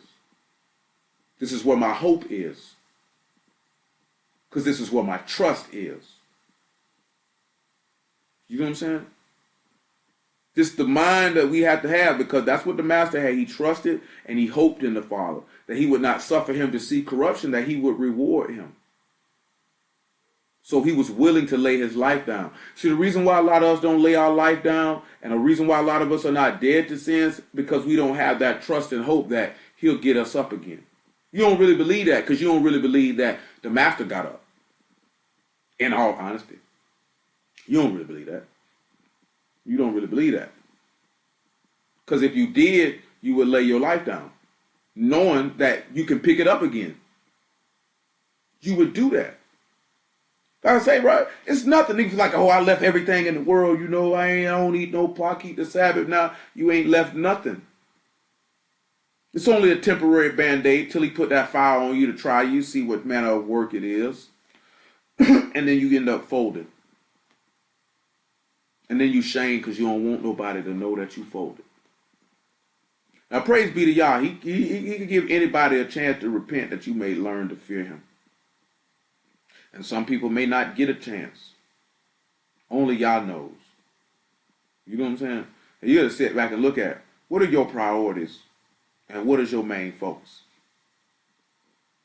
And if the first thing ain't popping your head was saving your soul and it was a sincere saying, well, you know you got a problem. You know you on the ballot. You're a candidate to be left in the wilderness, to be left in your sins, to die in your sins. And those things, that does not need to happen. That does not need to happen. That happens, that's your fault. That's your fault. Because you chose to do what you wanted to do instead of what was wise and beneficial and profitable for your soul, is because you didn't believe what was beneficial and profitable to your soul. Guard your hearts, my people. Guard your hearts. I'm telling you, it's nothing for your mind to go backwards. It can happen just like that. 2 Corinthians 12:6. For though I would desire to esteem, I shall not be a fool. For I will say the truth, but now I forbear, lest any man should think of me above that which he see me to be, or that he hear of me. That's one of the things we got to be careful, man. Don't be a fool around here trying to big up yourself all the time. Unless I should be exalted above measure through the abundance of revelations, there was given to me a thorn in the flesh, the messenger of Hashatan, to buffet me, lest I should be exalted above measure. For this thing I besought the master thrice, that it might depart from me. And he said unto me, my favor is sufficient for thee, for my strength is made perfect in weakness. Most gladly, therefore, I will rather esteem in my infirmities, that the power of Mashiach might rest upon me. Therefore I take pleasure in infirmities, in reproaches, in necessities, in persecutions, in distresses, for Mashiach's sake. For when I'm weak, then I'm strong. And remember, this goes back to patience bring forth experience, and experience hope, and hope make not ashamed. Now the Ruach HaKodesh is shed abroad in your heart. These are things that people like to avoid because you don't want to be alive and dead. You know what I'm saying? You don't want to die to sins to live to Elohim. You want to live in your sins and die to Elohim. And why? And why? I'll say this once, I'll say it again. It is not difficult nor hard to keep this man's word. Why is it hard? Why is it difficult? Because you allow yourself to get in the way, and you allow your unbridled desires and passions and lusts and wants and flesh to override what the word says, because there's an evil heart of unbelief in you. And you have to get rid of it. And that's not anything that I can do for you. It's not anything that Hamashiach can do for you. That is something that you must do for yourself. Just to be dead honest. That's only something that you can do for yourself. I can't do it for you. The Epistle of Jude. After that, John 17:1. This fourth is the increasing of faith. Because all I can do is say a word that hopefully could encourage you and increase your faith. Or show you examples out of the word of faithful men to increase your faith. But ain't much I can do outside of that. Matter of fact, bam, praise the Lamb. Go to Isaiah chapter 50 right after this Epistle of Jude before we get this Luke 17:1. So it's almost 10 o'clock because we need to swing around here to Jacob. Got to swing around here to Jacob. Got to swing around here to Jacob. The Epistle of Jude. Look at verse 19. An example of being alive but dead. Dead unto sins and trespasses, but alive unto righteousness. Right? So let's get it. These be they who separate themselves sensual, not having the Ruach. So one of the key things is sit back and you can look at what's also going to to hinder you from the Ruach to be being received is being carnal. Because he's not going to be able to meet with you on that. But ye beloved, building up yourselves on your most Kadesh faith, praying in the Ruach HaKadosh. And that's interesting that we sit back and look at it. We see that the people in Genesis 11, what we were reading, is they were building up a tower to get the... Don't you think if they were trying to have a top to reach the Shamahim, to get the Elohim, that had to be some supreme faith, that they would have to believe that he was there for them to even want to be there with him? So I'm going to tell y'all something, right? I just be honest for myself. Sometimes how I be feeling, I be like, I would rather be dead and rest in him than to be alive and be on this planet. You know what I'm saying? Like, as time has went on, like, I understand what Paul meant when he say, you know, I'd rather God die and go be with the master. To be with the master is gain. But he said it's more profitable for me to be here with y'all. And people sit back and look at it. He sounds suicidal. He sounds crazy. And the only reason why that sounds crazy, as the same way as it was told to me, is that is a good sign. If you ain't got it in your mind at times when you sit back and look at it, be like, you know what? I'd rather be dead and rest in the master. Then how much do you really trust in him and hope in him? Or do you really sit back and look at it? You know that your heart is not right for you to make that statement to even want to be with him in that capacity. You know what I'm saying? Because I'm dead serious. Like, you know what I'm saying? And I think I probably said this to y'all before. I'm dead serious about that. There'll be plenty of times like, yeah, I'd rather be dead and rest in him and go be with him. You know the reason why. And I ain't talking about go be with him in that Christian aspect like people talk. You know the reason why? Because one thing was certain, two things for sure. I ain't never got to worry about it for Mashiach. I ain't never got to worry about if Yahuwah's a fake friend. I ain't never got to worry about that.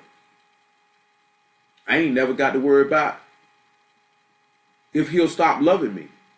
I'd never have to worry about that. Because the only way he'll stop loving me is if I stop loving him. He ain't just going to wake up one day and say, I don't love you no more. I don't want to be with you, and walk away. He ain't never going to do that. I don't want to be your friend anymore. He's never going to do that. He say, if you forsake him, he'll forsake you. But he say, if you come unto him, he won't know why I cast you out. He said, I will never leave you, never forsake you, if you come unto me. I trust in that. I know that. I know that. He's not going to wake up one day and be like, not wake up, but he's not going to be like one day, I ain't fooling with that nigga no more. I'm out of here. I don't love him no more. He's not going to do that. He's not going to do what people do, who have feelings and emotions and on a whim. Now they don't deal with people for whatever reason. They don't want to deal with them no more. You know what I'm saying? Whether those issues be real or imagined. Because a lot of people start fooling with people based off imaginations in their own brain as really an excuse to justify cutting somebody off who was actually for their benefit. Because one thing I know about black people, we love to cleave to people who don't mean us no good and treat the people who care about us the most like pure dog doodle. As if we was less than yesterday's trash. I never understood that. Never understood that. I also sit back and look at black people that we have no patience with one another. We have no long suffering with one another. You know what I'm saying? We put time limits on stuff. We feel like if a person don't do certain thing in an X amount of time, I ain't fooling with them no more. Not depending on the exhibiting of a behavior and actually paying attention to see if you see some maturation and a change that a person is growing out of something, but just actually see them stay that way. It's different. It's different what I'm talking about. We don't have that type of patience with each other. We don't have that type of forbearance with one another. So we wondering why our growth in Elohim is not like, because we're not taking on them attributes. We just steady being niggas. And just like I was talking about how nobody should sit back and look at people in the world or realer or better friends or more caring and compassionate people, that type of stuff is grievous to me. The type of stuff I see my people suffer on a day-to-day basis, even though I might climb about certain stuff, man, that stuff be bothering me to the point that I'd rather be dead than to continue seeing this every day. Just let me go be with him. I'm tired of it. You know what I'm saying? Tired of this world, period. That stuff bothers me. You know what I'm saying? That stuff might not bother some of y'all. That stuff bothers me. I ain't with it. You know what I'm saying? I'm not with it. I ain't with seeing good people get done wrong all the time. And I ain't with that. That junk's not cool. But most of us, we don't care. Because all we care about is what I'm going through and what I'm dealing with. Never what somebody else is going. Never you sit back and try to feel somebody else's pain. Never you sit back and look at it. And the reason why most people don't even reveal what they're going through, because they feel like most people don't care. This is why the words say, pour out your heart to him. He's a refuge for us. But even still, once you poured your heart out to Elohim, you could feel, you would hope that you could have somebody in the flesh that you could do the same. Nevertheless, verse 21, keep yourselves in the love of Elohim, looking for the mercy of our Master, Yahushua HaMashiach, unto eternal life. And some have compassion, making a difference. And others save with fear, pulling them out of the fire, hating even the garment spotted by the flesh. Now unto him that is able to keep you from falling and to present you faultless before the presence of his esteem with everlasting joy. To the only wise Elohim, our Savior, be esteem, majesty, and dominion, and power, now and ever. Amen. So we sit back and we look at it. He said he's able to keep you from falling because this is your help. How is he able to keep you from falling? Because the word is like Paul wrote in Romans chapter 8, the love of Mashiach constrain us. So when you look at the word of faith that is in you, this is what will pull you back. If you sit back and you think about it, like you could be on the cusp of doing something, but something restrains you and stops you to where, okay, I'm not doing that. It's because the love of Mashiach is in you, that word is in you, and it causes you to restrain your behavior. And when we talk about love of Mashiach, we're talking about literally the faith. That's what causes you to restrain yourself from the behavior. When you look at that you can follow through with the behavior, that means the love of Mashiach is not in you because it did not constrain you, and that you show yourself to be sensual. And you show yourself not to be dead, but alive and having a name. You're showing yourself to not have a name and to be dead, but be alive. To be alive, but be dead. My apologies. That's what you're showing. That's in actuality, that's what we're showing. So we have to look at that, we have to consider that, and then we have to look at where our faith is. Luke 17:1. Because I think we get caught up sometimes on just gathering information instead of actually looking at the exhibiting of. Because it's one thing for somebody to tell you do believe, and it's another thing to see it. To see it. To see it. To actually see it. Luke 17:1. It's another verse that came to my head. Real quick. Something that Paul said in one of these epistles. I'm trying to remember which one it is. After this, Luke 17:1, 1 Thessalonians chapter 1:1. Luke 17:1.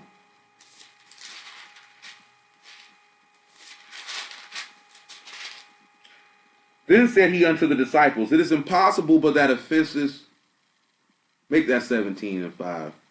You don't need to read all that. And the apostles said unto the master, increase our faith. And the master said, if you have faith as a grain of mustard seed, you might say unto the sycamore tree, be thou plucked up by the root, and be thou planted in the sea, and it should obey you. But which of you having a servant plowing or feeding cattle, will say unto him by and by, when he is come from the field, go and sit down to meat. Listen to what he's finna tell them to increase their faith. I really want you to sit back and look at what when they asked to increase their faith. See, most people stop at when he sat back and said, if you have faith as a grain of a mustard seed, you could tell the sycamore tree, come up out the ground and be planted in the sea, and it should obey you. But then he said, but which of you? So he's continuing on. He hasn't stopped. Look at what he's going to tell them to do to increase. Look at what he's about to tell them to do for their faith to be increased. And then you might consider. But which of you having a servant plowing or feeding cattle will say unto him by and by, when he is come down from the field, go and sit down to meat? And will not rather say unto him, make ready wherewith I may sup, and gird thyself and serve me till I have eaten and drunken, and afterwards thou shalt eat and drink. Doth he thank that servant because he did the things that were commanded him? I trow not.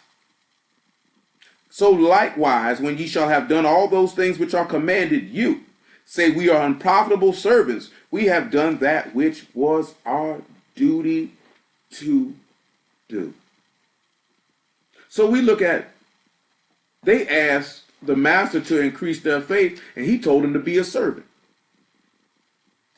and to not seek anything but to do those things that they were instructed to do. And through doing those things, they would begin to see the manifestation of Yahuwah. Now, ain't that something? Of all the things that he could have told them to increase their faith, he told them to serve somebody else. That's what he told them.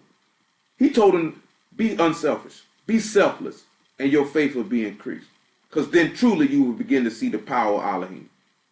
Now that's something to tell somebody. Don't you realize how encouraging that can be to somebody's faith to see somebody to put other people before themselves? That you would see that Daniel 9 come to life when he say Mashiach died, but not for himself. Say he shall be cut off, but not for himself. Think about that. Really think about that. They asked for their faith to be increased, and he told them to be a servant. This is what he told them. Think about that. Weigh that in your heart and really think about that. Of all, because most people just stop at verse 6. See, you got to have faith, the grain of a mustard seed. You know how much faith you got to have to put somebody else before you? And trust that he who sent you to do it will reward you for James chapter 4, man. But y'all don't hear me though. This is what he told them to increase their faith. He told them, be a servant. That's what you do. You be a servant, your faith will be increased. So I should tell you, as he told us, be a servant, your faith will be increased. Learn to put somebody else before you, and you can truly begin to see the power of Elohim. Don't do it, you ain't going to see the power of Elohim. Bottom line. Does anybody want to hear that? Does anybody care to hear that? No. Because most people only care about themselves.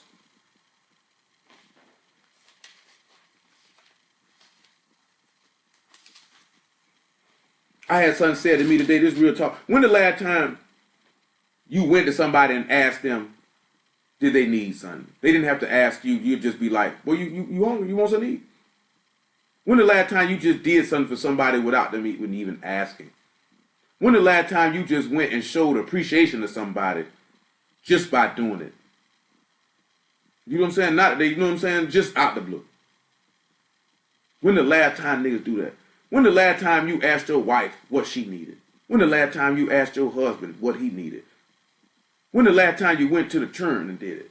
When the last time you went to your friends and did it? When the last time you went to the man and woman who changed your stinking behind for your first 3-4 years of living? When is when you actually go around and you think about somebody else? Now I'm gonna tell y'all something right this here, because I watched this video last night when I was driving around. And it was, because I'm going ahead and mention it. It was somebody asking Dame Dash what he meant by boss mentality. And he stated that what he meant is, to him, a boss is a real man. And he stated how he knew rappers and people who famous, who act like they got money, but they really ain't got no money. And then he made mention of an instance of somebody that he knew, who somebody told him, yeah, man, he balling, man. He said, yeah, dude got him a 1-bedroom apartment, but he said, but he got kids, though. Now but you know how selfish you have to be? You know how selfish you have to be to go cop a crib and don't even cop a spot where your child got a room in it? But you balling though? Your child ain't got nowhere to lay his head at. He got to sleep on a blow-up mattress when he come to your house. You ain't got nothing over there for you. You're a selfish bastard. You know what I'm saying? It's a lot of people that say they do this here for you doing that for you, nigga. You doing that for you, nigga. You not doing that for them. You not doing nothing to build nothing for them. So I'm gonna tell y'all something, right? When I was selling dope, man, and I know me, so I'm just speaking for me, I know me. I know if I would have got a woman pregnant at that time, I'd have stopped selling dope. On the spot, it wouldn't have been nothing for me to think about. It wouldn't have been, oh, I got to go harder, I got a baby coming. Because all I'd have been thinking about is, if I get arrested, and say the mother of my child is pregnant and I'm in jail, that's not cool. You know what I'm saying? It was bad enough that I would put a little muffin through that. You know what I'm saying? But that wasn't my child, but it was still bad enough. Because you call yourself easing the load, but you're making the load heavier. You know what I'm saying? And you think that's cool? I'm going to have my child come see me through a thick piece of glass, or have to take a trip to a prison Talking about I was doing it for you. No, nigga, you were doing that for yourself. Because you would have sat back and thought about that child, that I'm going to have to change my life because I can't lose my life and my child be deprived of me. You know what I'm saying? Ain't no way in the world I'd have subjected my child to that. You know what I'm saying? This going to have to stop. You know what I'm saying? We're going to have to find another means of production. And that's how you supposed to, how you sit back and you got kids, you don't think your kids don't come first. You know what I'm saying? How you married and your spouse don't come first. How you married to Yahuwah and he don't come first. How does this happen?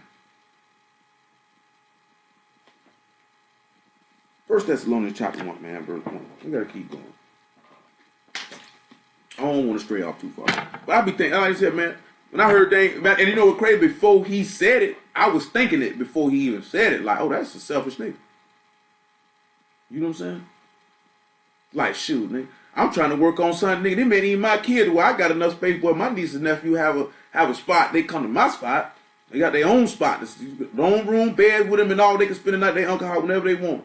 Them ain't my churn. Ain't obligated to do that.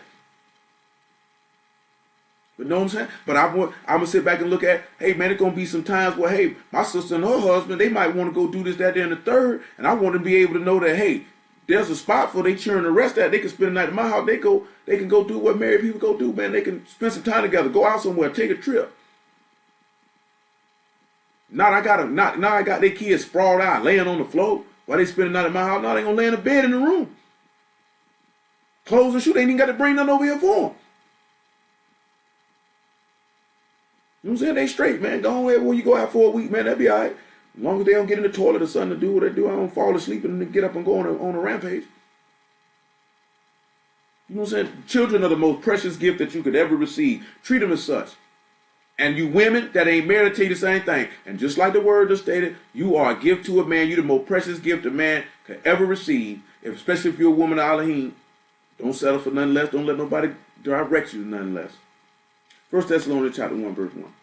Paul and Silvanus and Timotheus unto the body of the Thessalonians, which is in Elohim the Abba, and in the Master Yahushua HaMashiach, favor be unto you and shalom from Elohim our Father and the Master Yahushua HaMashiach. We give thanks to Elohim always for you, making mention of you in our prayers. Remember without ceasing your work of faith and labor of love. You notice how they say your work of faith. You know what I'm saying? See, we do the work, but we don't really believe, though. We don't actually really believe. We don't actually really believe. And patience of hope in our Master Yahushua HaMashiach in the sight of Elohim and our Abba. Knowing, brethren, beloved, your election of Elohim, for our gospel came not unto you in word only, but also in power and the Ruach HaKadosh and in much assurance, as you know what manner of men we were among you for your sake. And you became followers of us and of the Master, having received the word in much affliction with joy of the Ruach HaKadosh. So that you were ensamples to all that believed in Macedonia and Achaia. For from you sounded out the word of the Master, not only in Macedonia and Achaia, but also in every place your faith to Elohim war to spread abroad, so that we need not to speak anything. For they themselves show of us what manner of entering in we had unto you, and how you turned to Elohim from idols to serve the living and true Elohim, and to wait for his son from Shamahim, whom he raised from the dead, even Yahushua, which delivered us from the wrath to come. I just read all that there for y'all to hear the example of what this man was speaking about. How he said that those people saw their faith in action and they seen the manner of life. And that the manner of life and the example that they were setting and the faith that they exhibited increased the faith of others. It increased the faith of others to see the faith of Yahuwah manifested in Paul and the people who were with him. So if you want to be able to increase people's faith and this, that, and the third, just live it. That comes naturally. But let's get to the matter at hand. Genesis chapter 25. Just think about that, though. I want you to think about two things. Well, three things that we talked about before we touched this thing with Jacob. Three things. The first thing is that you need to seek a name, which is the name of Yahushua. You need to be alive but dead. You need to be dead to sins but living unto the righteousness which is in the faith of Yahushua. You need to sit back and think about being an example of faith to increase the faith of others. And to be able to increase the faith of others, you got to be able to sit back and think about what the master told his apostles to increase their faith. And that was to be a servant. That was to be a servant. Sit that and weigh that out in your heart and consider that in your heart. That of all the things the master could have told them about being a servant, to increase their faith, he told them to be a servant. Genesis chapter 25, everybody, and verse 21. Make it 19. Genesis 25 and 19. Just think about that. Consider that. Really, I'm talking about really, really consider that. Of all the things he could have told them to increase their faith, he told them to be a servant. He told them to be a servant. And these are the generations of Isaac, Abraham's son. Abraham begat Isaac. Isaac was 40 years old when he took Rebekah to wife, the daughter of Bethuel, the Syrian of Padaram, the sister to Laban the Syrian. Isaac entreated Yahuwah for his wife because she was barren, and Yahuwah was entreated of him, and Rebekah his wife conceived. I'm going to show y'all something, right? Come over here to 1 Peter chapter 3. Say Isaac's wife couldn't have no baby, so he prayed for her. I'm going to tell you something real, right? And they ain't just a simple fight, though. And he know probably, and just speaking by permission, he probably knew that this woman not having a baby was probably difficult for her. You know what I'm saying? And to watch her go through that. But I sit back and tell you, right, you's a woman, and you got a man who ain't going to pray for you or pray with you, that's a problem. You know what I'm saying? That is a problem. If he professed to be a man, Elohim. I ain't talking about a nigga just come up, you talking about, let's pray together, baby. I pray for you. And this nigga, and you know this nigga evil, he ain't being heard. Just because nigga say he gonna pray with you or for you don't mean y'all hearing him. You know what I'm saying? Because, you know, some women, they like to hear that there. But I'm talking about a man who professes to be in the way and walk in the way. And this man don't actively pray for you or want to pray with you, that's a problem. You know what I'm saying? If you ask a man to pray for you, and you don't get the response of, I pray for you anyway. You ain't got to ask me to do that. I do that anyway. That is a problem. You know what I'm saying? That is a problem. And I ain't talking about somebody, I'm talking about men too and all. You know what I'm saying? Now I'm talking about in general. Now, you know what I'm saying? You go to somebody who in the way, they say they a brother, they a sister, they your husband, they your wife, and you got to ask them, pray for me. I ain't talking, one, I know sometimes you tell people pray for you. Don't get me get it twisted. You know what I'm saying? But in the midst of you saying that, if somebody don't come back to you every night and be like, well, I pray for you anyway. But I'm going to pray for you right now because obviously you need some supplication and some intercession. But I pray for you anyway. Because I know some of y'all niggas probably don't pray for nobody but yourself. 1 Peter chapter 3. Look at verse 7. He said, likewise, ye husbands, dwell with them according to knowledge. Give honor unto the wife, as honor unto the weaker vessel, and as being heirs together of the favor of life, that your prayers be not hindered. Now, the reason why I read that is this. Come on back to Genesis 25. We know Isaac, in thy seed shall Isaac be called, and Isaac was the heir. And we know in Genesis 18 that he said that we know that Abraham would teach his household the way to do justice and judgment. And he gave everything that he had to Isaac. And you see Isaac entreating on his behalf, and Yahuwah heard him. Why? Because obviously and clearly ascertaining from what was written in the law that we know that Isaac was dwelling with his wife according to knowledge. So his prayers would be not hindered. Because I'm going to tell you something, right? I'm talking about something. Now I'm talking to you men, right? Some of y'all might be praying for certain stuff, and them prayers get blocked because you're not dwelling with your wife according to knowledge, and that man is not going to grant that for you. You're not dwelling with this woman according to the word. You're doing this and you doing that, and that man is not going to entreat. He's not going to entreat on what you're asking him for. You know what I'm saying? If you want this man to hear you, then you got to turn around and sit back and dwell with your wife according to knowledge, and that man open, because the man say if you find a wife, you find a good thing, you obtain the favor of Yahuwah. You know what I'm saying? So you have to think about that. So, because this is what Peter just stated now. And we just sit back looking at it as a representation of Isaac. And this is also going to sit back and take you to the representation of Yasharal. He entreated for his wife because she was barren. She didn't have no kids. Y'all heard him. He say, thou and me and I and you. He heard the master when he entreated for his wife, because he dwelt with his wife according to knowledge. Therefore, the father is obligated to hear. He's obligated to hear because he's a man of his word. But just sit back looking at it as being heirs together of the favor of life, that your prayers be not hindered. You know, Rebekah is Isaac's wife, so she's an heir to the promise just like Isaac is, because this is his wife. She's an heir to the promise just like he is. If we in a Mashiach and we his wife, we heirs to the promise just like he is. Just something to consider. Come on back now. Verse 22. And the children struggled together within her. And she said, if it be so, why am I thus? And she went to inquire of Yahuwah. See, that's one thing for certain, two things for sure. You would definitely like a woman to sit back and look at that stuff go on. She go to Yah with it. That's what Rebekah did. This is another example for our sisters to sit back and look at that. She went and inquired, I got to go holler at Yah about what's going on. This is how she finds out why Jacob was favored. And Yahuwah said unto her, 2 nations are in thy womb, 2 manner of people are separated, shall be separated from thy bowels. And the one people shall be stronger than the other people, and the elder shall serve the younger. And when her days to be delivered were fulfilled, behold, there were twins in her womb. And the first came out red all over like a hairy garment, and they called his name Esau. Good old Esau, but we not finna talk about Esau today. We finna leave Esau alone.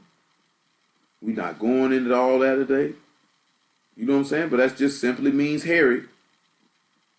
Or in the original sense of handling, rough. So we sit back and this that Esau main means to be, he's rough. He's old rough nigga. And it said after that came his brother out, and his hand took hold on Esau's heel, and his name was called Jacob. And Isaac was 80 years old when she bare them. So it was 20 years that Rebekah ain't had no children. 20 years he waited for some children. And after that came his brother out, and his hand took hold on Esau's heel. I'm sorry, verse 27. And the boys grew, and Esau was a cunning hunter, a man of the field, and Jacob was a plain man dwelling in tents. So it said Esau is a cunning hunter. When we look at cunning, we see that that's Yada that says, you know, he likes to know and to perceive and to see and discern out and discriminate and distinguish and to know by experience. You know, also to know a person carnally. But you know, we don't want none of y'all to know anybody carnally. We want you to do that. So when we look at hunter, provision, food or supply, or he's a catcher of victuals. So he liked to know food, and he was a man of the field. So when we sitting back and you looking at that he's a man of the field, he's just simply a man of soil, or he's wild. Carnal, so to speak. So we have Esau is a carnal man. But then we have Jacob, who was a plain man, and he dwelt in tents. And when we look at the word plain, like I told you the other day, we got Tom. And that is to be perfect and complete. One who lacks nothing in physical strength and beauty, is sound and wholesome, an ordinary, quiet sort of person.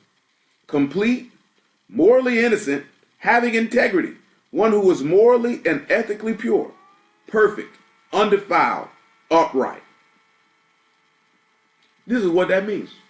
So let's say Jacob was a perfect man dwelling in tents. When we sit back, and you should know when we got tents here, we got ohel, which is a no bad tent or a dwelling home or a habitation. So we see that Jacob, and it says that he's a plain man dwelling in tents. We see a perfect man dwelling in a temporary dwelling place. Now we say we the sons of Jacob, and this is what our forefathers described as being a perfect, upright, undefiled man. Now before we go any further, go to Joshua chapter 24 and pick it up at verse 10. And we're going to see the same word again. And then we're going to sit back and look at how through those sufferings, how Jacob bared things and continued his love for him, and how that manifestation of his perfection of his completeness. Why do you think he said one person was stronger than the other? Of course Jacob gonna be stronger if he was already complete and whole in the womb versus somebody who was carnal. Joshua 24 verse 10.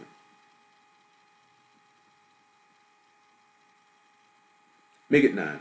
Then Balak, the son of Zippor, king of Moab, arose and warred against Yasharal, and sent and called Balaam the son of Beor to curse you. But I would not hearken unto Balaam, therefore he baruched you still. So I delivered you out of his hand.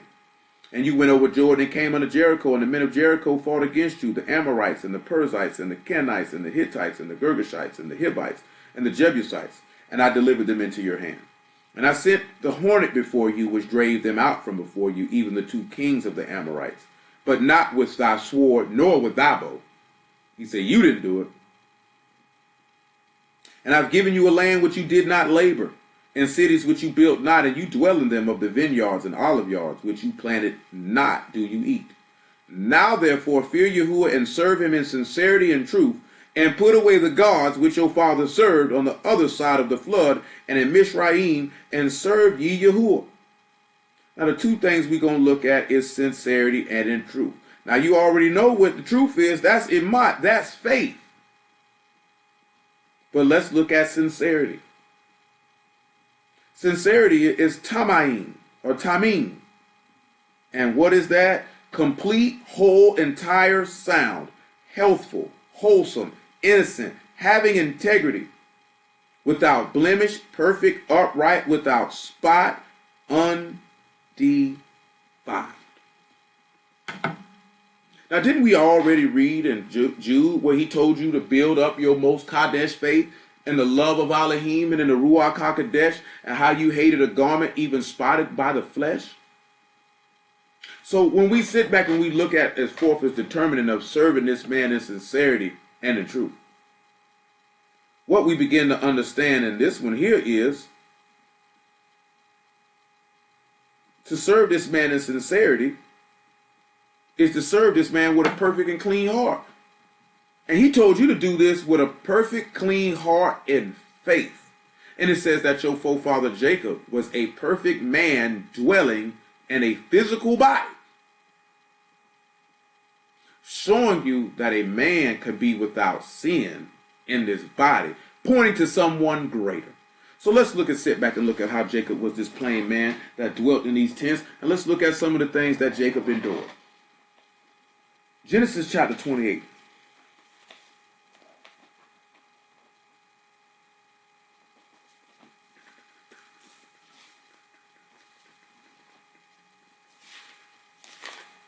Genesis chapter 28, verse 10. Genesis 28 and 10.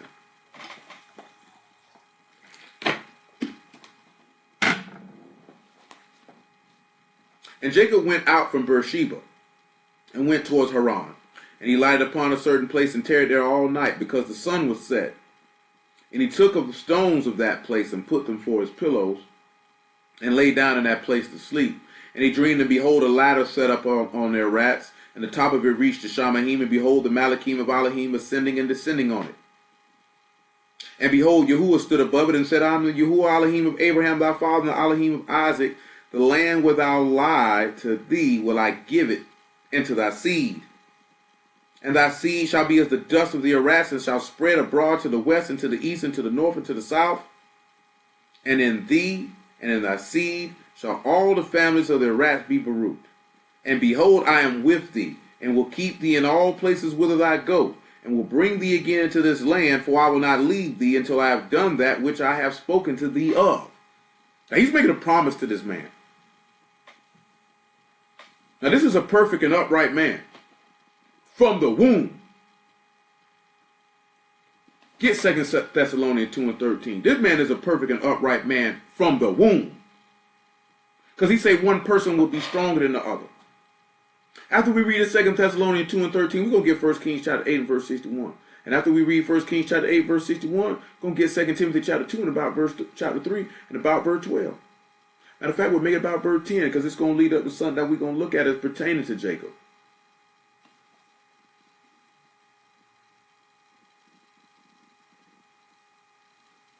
2 Thessalonians chapter 2, verse 13. Check it.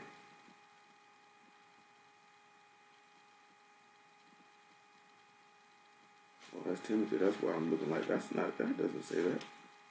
2 Thessalonians chapter 2, verse 13. But we are bound to give thanks to Elohim always for you, brethren, beloved of Yahuwah, because Elohim have from the beginning chosen you to salvation through sanctification of the Ruach and belief in the truth, whereunto he calls you by our gospel to the obtaining of esteem of our master Yahushua HaMashiach. Y'all don't even sit back and realize that Jacob is right here asleep and Yahuwah stood above it and is calling unto him and preaching a gospel to him that he might obtain salvation, that he might attain honor, because he's seeing the master being crucified. All you got to do is swing around there and just look in John chapter 3 if you think I'm playing, and look what the master states. When he told them that they would see the Malachim or Shamahim ascending and descending upon him. Well, it's not John chapter 3, it's that, but I can't remember. It's in John somewhere. Think about that. He getting the gospel preached to him. He don't understand it. But Yahuwah definitely called unto him that he might attain the esteem, because he told him he'd enter into a covenant with him and that he would cause he would cause his seed to be increased. Therefore, brethren, stand fast, endure. You need to endure. And it's something that I want to talk about as far as endurance is concerned, about what that word means in a particular verse. Stand fast and hold the traditions which you have been taught, whether by word or by our epistle. Now our master Yahushua HaMashiach himself and Elohim, even our Abba, which have loved us and have given us everlasting consolation and good hope through favor. Do you not see, come back to Genesis 28, do you not see how he's giving Jacob a consolation and a good hope through a gift that which he did nothing to earn? You sit back and you look at it, because Jacob is a perfect man, soundness and whole, undefiled and upright. And remember, the just shall live by their faith. The upright shall live by their faith, which is what Jacob lived by, which made him upright, because he already had a heart from the womb to believe Yahuwah, setting him apart from Esau, because Esau he wanted to know things carnally. He was a man of the field. Don't you sit back and look at it, right? That the man of the field, the man of the earth, the man that knew all these things was not considered to be perfect before Yahuwah. Though he knew, and he was skillful, and he knew all of those things as it pertained to the things of the flesh and the things of this life. But Jacob was a man who was perfect and whole and wholesome and had integrity. Integrity. Integrity. Integrity means is to do what's right at all times, even when no one is watching. See, some people will only do things right when they know when someone is watching. But when they know that no one's watching, who could call them out for being a sinner, though they profess righteousness, they'll do a lot of different things because they have no integrity. A lot of people have no integrity. You know what I'm saying? One thing you'll never want nobody to do is insult your integrity. If you possess it. You can't get offended at somebody insulting your integrity and you don't have any. Nevertheless, Genesis chapter 28, and verse 16. Jacob awaked out of his sleep and said, surely Yahuwah is in this place, and I knew it not. He was afraid and said, how dreadful is this place? This is none other but the house of Elohim, and this is the gate of Shamahim. Jacob rose up early in the morning and took the stone that he had put for his pillows and set it up for a pillar and poured oil upon the top of it. And he called the name of that place Bethel, but the name of that city was called Luz at the first. Jacob vowed a vow, saying, if Elohim will be with me and will keep me in this way that I go, and will give me my bread to eat and raiment to put on, so that I come again to my father's house in Shalom, then so shall Yahuwah be my Elohim. And this stone which I have set for a pillar shall be Elohim's house. And all that thou shalt give me, I will surely give the tenth unto thee. Now let's look at Jacob, right? Let's look at it. Don't worry about the last verse. Let's look at the verses that come before that. He said, if you give me bread to eat, in which we're not going to go into great detail. Y'all know John chapter 6, the master said he's the bread of life that comes from Shaman. And you give me raiment to put on. And he know you told you to be clothed with the Ruach HaKodesh. And he said, if you keep me in this way that I go. Because he said this man is able to keep you from falling and he'll direct your step. He said, I will come again to my father's house in Shalom and Yahuwah will be my Elohim. Well, in John chapter 14, the master told you, in my father's house there are many mansions. I go to prepare a place for you. And that is your father's house. And truly he would be your Elohim. Revelation 3 and 10. Now you have to sit back and look at this here. He heard the word of faith. He heard a word preached unto him. He believed it. And then he vowed a vow saying, if you do these things for me, this is what I'll do for you. He wanted to enter into a covenant with this man. Once this man was telling him that there was a covenant established with him already, Jacob is turning around and saying, I'm going to make a vow to you to keep this to you. This is how much faith and hope I have in you.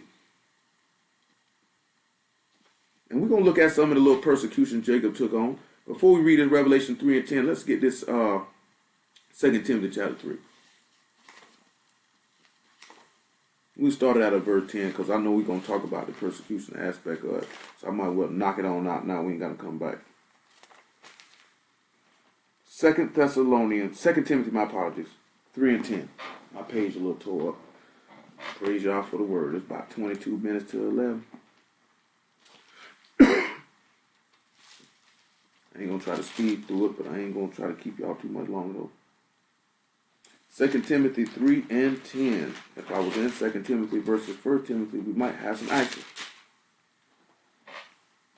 But thou hast fully known my doctrine, manner of life, purpose, faith, long-suffering, charity, and patience. Now, praise the Lamb. Hallelujah for Yahushua. That's why I'm glad he put it in my head to hit that now. We're going to touch this and we're going to look at this with Jacob. Because you're going to know Jacob's doctrine. You're going to see Jacob's manner of life. You're going to see his purpose. You're going to see his faith. You're going to see his long suffering. And you're going to see his love. And you're also going to see his patience. Because remember what we talked about in 1 Corinthians 13. Bear all things. Believe all things. Hope in all things. This is what love to Elohim does. And you're going to see Jacob do this, showing you how he was a perfect, blameless, undefiled, wholesome, complete man from the womb, which I won't have the time right now to go through it all the way live with Mashiach like I would like to. Because of how late I got to the topic. I might be able to do it on the morrow. That Mashiach did these same things, showing himself to be a son of Jacob. Showing himself to be Jacob. Exhibiting that same behavior. And that we need to look at that and exhibit that same behavior for the manifestation of faith. And we'll also see how Jacob was a servant and gave himself up for his wife. Putting someone before himself. Because he didn't have to do what he did. But that's the love that he had, that he was willing to be a servant for his wife. Going back to what the master told his apostles when they asked for their faith to be increased. See, I know a lot of Hebrew brothers ain't going to want to hear stuff like that when they come to their wife. They feel like man is the head of the woman and the woman's supposed to do this and the woman's supposed to do that, but you're supposed to be a servant though. So you shouldn't have, if you a son of Jacob, you want to scream Jacob. Jacob served 14 years for his wife, as we finna see. That's got to be some real life patience and love to do that. Sound like somebody we know. Persecutions, afflictions. We'll look at that. Persecutions and afflictions for Jacob too. Which came unto me at Antioch and Iconium and Lystra, what persecutions I endured. But out of them all, Yahuwah delivered me. Yea, all that will live godly in Yahushua HaMashiach shall suffer persecution. Anybody who live godly in the master, you're going to suffer that to some type of extent. So I'm going to tell you something. Some people scream they getting persecuted. Ain't nobody persecuting you. They calling you out for the fraud that you are. And you want to call that being persecuted. No, they see straight through you. Now, I had a young girl in the car the other day. Had two of them, too, back to back. And both of their stories were very, very heartbreaking. The first one, It's the most heartbreaking of them all. This young woman is 20 years old, and she's telling me about how the father of her son, who is deceased, had just got sentenced to 25 years in prison for killing her son. You know what I'm saying? And that she had received some of the evidence of what he did to her son. His son. You know what I'm saying? And as I'm talking to this young woman, trying to give her some manner of comfort, it's like, what can you say to somebody in that situation? Because I cannot really, there's nothing to be like, I can't say I feel you, I understand, because I'm lying. I don't have any children. You know what I'm saying? And if I did have any children, how could I relate to their parent killing them? You know what I'm saying? Because I seen the news clip on it. This man confessed to beating this baby for 2 days straight, and then placing this baby in the bathtub, and leaving the baby in the bathtub, and the baby slumped over and drowned in the bathtub. And this is your flesh and blood. This is your child. This is your son. You know what I'm saying? And you can hear that she's 20 years old. You can hear the pain. You know what I'm saying? All you can try to do is just be an ear and say the most encouraging words that hopefully y'all bring to your mind. You know, that just reminded me that I mentioned Isaiah chapter 15. We never got it. Nevertheless, hopefully y'all work that in. We can get that. But, yeah. You know, that's hard. And then after dropping her off, pick up another young woman. She's 21 years old. I'm about to pick her up, you know, and she's on the phone, and I realize little baby going a trick. You know what I'm saying? Praise be the Lamb that she felt like Buddy was flaking out. You know what I'm saying? And what's wild is she had the Greyhound on the 4-5 hour layover for another bus, and she gonna trick in Jacksonville while she's here. That was wild to me in and of itself. You know, praise be the Lamb that for whatever reason, you know, Buddy was acting kind of skittish or doing something that made her nervous. She didn't want to trick no more. You know what I'm saying? She was like, okay, take me back. You know what I'm saying? I'm like, yeah, bet that's what's happening. So nigga talking to her, and she just said this, that, then the third, and the pride of how she would talk about some of this stuff, and then, you know, she say, you know, I don't gotta do it, I got a baby, and I'm like, I do hair, and I'm like, you don't, I'm like, this ain't what you have to do, this is what you choose to do. And that you have the capability and abilities of doing a lot of other things than violating and desecrating and disrespecting your body for some chump change. You know what I'm saying? But it's just sit back and we look at our people and the things that they suffer and what they go through or do. You know what I'm saying? And some of our people do this stuff because they have no guidance. And some of our people are in great pain.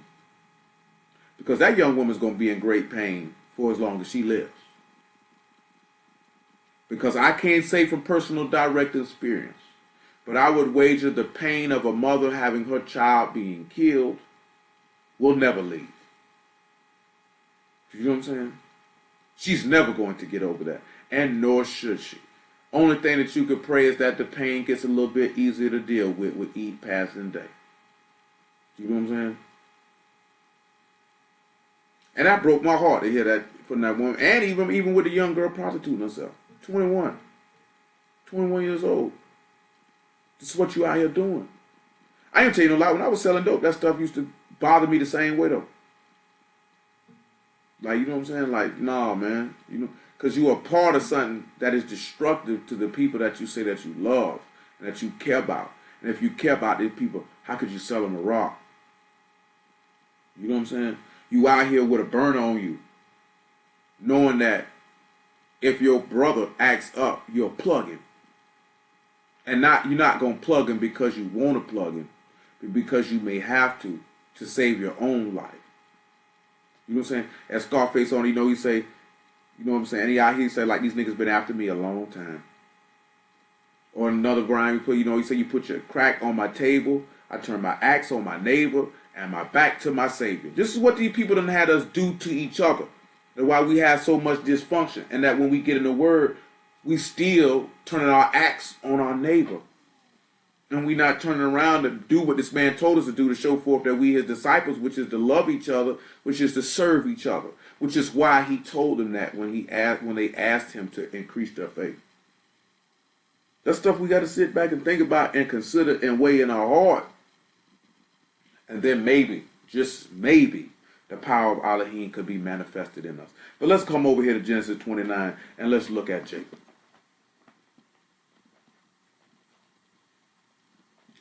Praise Yahuwah for the word.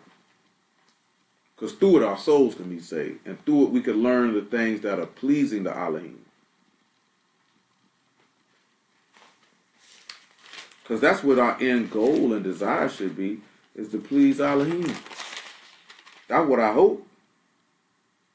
I would hope this is what we're doing it for. Are we doing it to please Elohim, or are we doing it to be seen of men?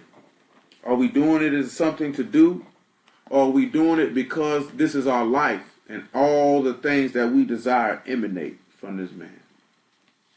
Genesis chapter 29.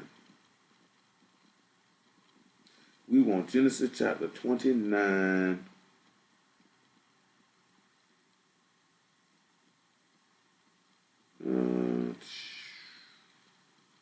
Verse 10.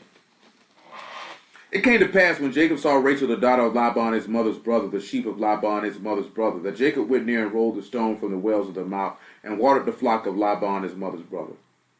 Jacob kissed Rachel, lifted up his voice, and wept. Jacob told Rachel that he was his father's brother, and that he was Rebekah's son, and she ran and told her father. Came to pass when Laban heard the tidings of Jacob, his sister's son, that he ran to meet him and embraced him and kissed him and brought him to his house, and he told Laban all these things. Laban said unto him, Surely thou art my bone and my flesh, and he abode with him the space of a month. And Laban said unto Jacob, Behold, because thou art my brother, should thou therefore serve me for naught? Tell me, what shall thy wages be? Laban had 2 daughters. The name of the elder was Leah, and the name of the younger was Rachel. Leah was tender-eyed, but Rachel was beautiful and well-favored. Now let's sit back and look what this means for well-favored. It says, Rachel was well-favored. Say, Leah was tender-eyed, and Rachel was well-favored. When we look at Leah being tender-eyed,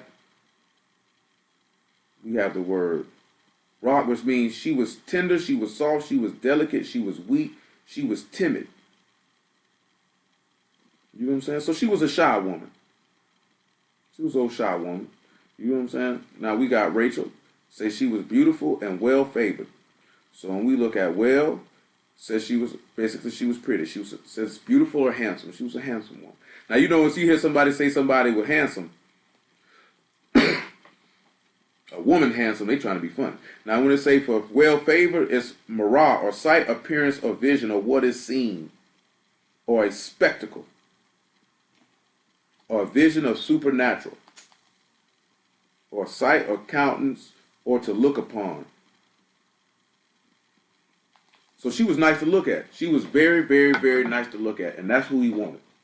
So it's also showing you there's nothing wrong if you desire to have a real beautiful woman. That's what your forefather Jacob wanted. That's what he wanted, but she was an upright woman at the same time. Now it says, and Jacob loved Rachel. So now you can sit back where it say, you see the man of his love. And I will serve thee 7 years for Rachel, thy younger daughter. And Laban said, It is better that I give her to thee, and that I should give her to another man, abide with me. And Jacob served 7 years for Rachel, and they seemed unto him but a few days for the love that he had to her. Now you notice that Jacob is the one that brought up, he'll do it for 7. He decided to do that. And we're going to come back to 2 Timothy chapter 3 in a minute. So just relax on that. But one of the things we sit back and look at is you see Jacob's purpose and his love, and also you're going to see his patience. Because he patiently served for this woman for 7 years. And it seemed like days. Because that's how much he loved her. 7 years. Now, how many people would sit back and wait 7 years to get something? You could even see the patience that Isaac had. That it was 20 years before his wife had a child. See, that patience is one of the most powerful things that a man of Elohim can possess that most men don't possess. Because they're always in a rush because they want what they want right now. And they don't have patience to wait on Yahuwah.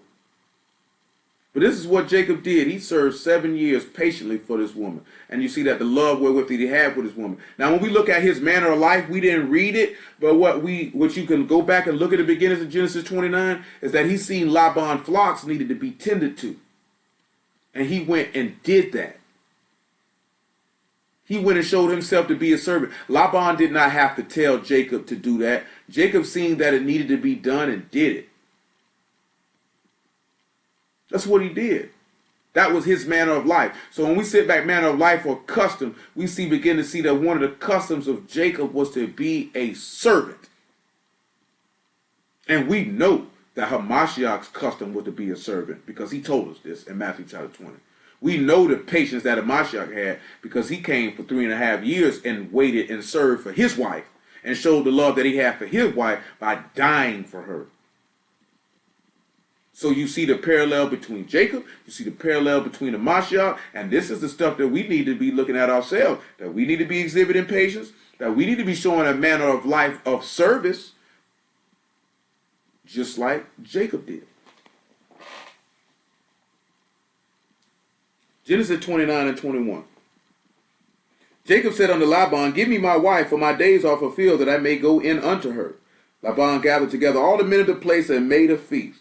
And it came to pass in the evening that he took Leah his daughter and brought her to him, and he went in unto her. And Laban gave unto his daughter Leah Zilpah his maid for a handmaid. It came to pass that in the morning, behold, it was Leah, and he said to Laban, what is this thou hast done unto me? Did I not serve thee for Rachel? Wherefore then hast thou beguiled me? Laban said, it must not be so done in our country to give the younger before the firstborn. Fulfill her week, and I will give thee this also for the service which thou shalt serve with me yet 7 other years. Now, when you sit back and you look at, we know that a week in a lot of instances is referring to 7 years, as you would hear. But then we have to pause and think about something in the actual linear time that is actually being mentioned here. A literal week, and literally consider that to be 7 days, even though we know that it's referring to 7 years. The reason why I say that is because it refers to unleavened bread. Unleavened bread is a 7-day feast or a week feast. You would also sit back and you would think about the 7 days of that feast after the riddle that Samson gave. Why he say that out of the eater shall come forth meat. So when we sit back and we look at Jacob not only serving a week for Rachel, but then him turning around and serving a week for Leah. Now we turn around and we see how Hamashiach will tell you in Daniel chapter 9 that he shall confirm the covenant with Midian in the midst of the week. You know what I'm saying? So in the midst of unleavened bread, he confirmed the covenant with Yasharal and with Yehuda. Because he said, I'll make a new covenant with the house of Yasharal, not according to the covenant they made with their fathers. Because remember, the covenant that was made with Yasharal the first time was truly began on Pesach, for unleavened bread, for Passover. This is when it began. So we see Jacob also serving for his wives or serving for Yasharal and Yehuda like the master served for his wife. And this is again pointing back to if the master is setting the template of the selflessness of serving his wives and serving for them, then we as men would have to turn around and sit back and look at the selflessness to serve your wife. I'll tell you right now, how many of you brothers would sit back right now, honestly, you ain't got to answer out loud in your own heart, sit back and be like, that you would work 7 years to marry the woman that you are married to now? How many of you sit back and can be honest and be like, you know what, I do love my wife that much that I would have done that? Because what gain? Jacob is getting no gain from his labor. You got to understand something. He marrying Rachel would allow Rachel to be an heir to the promise of life or the grace of life. This is what she would end up becoming a partaker of by serving. This is what she would be a partaker of, because this man wants to enter into a covenant with her, and he was willing to work for her and get nothing in return. 2 Corinthians chapter 8 and verse 9. It should make you think about this here. Not saying that Laban was a poor man, because obviously he got all that cattle, so definitely he wasn't poor. Let's look at 2 Corinthians chapter 8 and verse 8.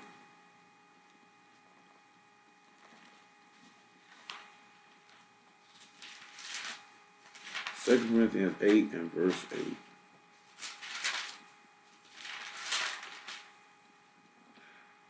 I speak not by commandment, but by occasion of the forwardness of others, and to prove the sincerity of your love.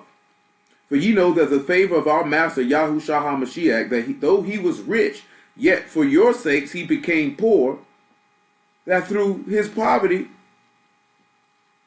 that ye through his poverty might be made rich.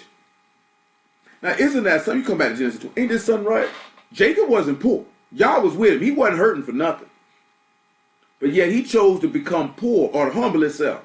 Philippians 2 and 6, man. He chose to humble himself and serve for his wife, so that through his lack, she might become rich or become an heir to the grace of life. That's what we have to sit back and look at. This is what the master came and did, because all he was doing was what Jacob came and did. And you begin to see a framework of how we ought to serve our wives, and to serve, also to serve one another.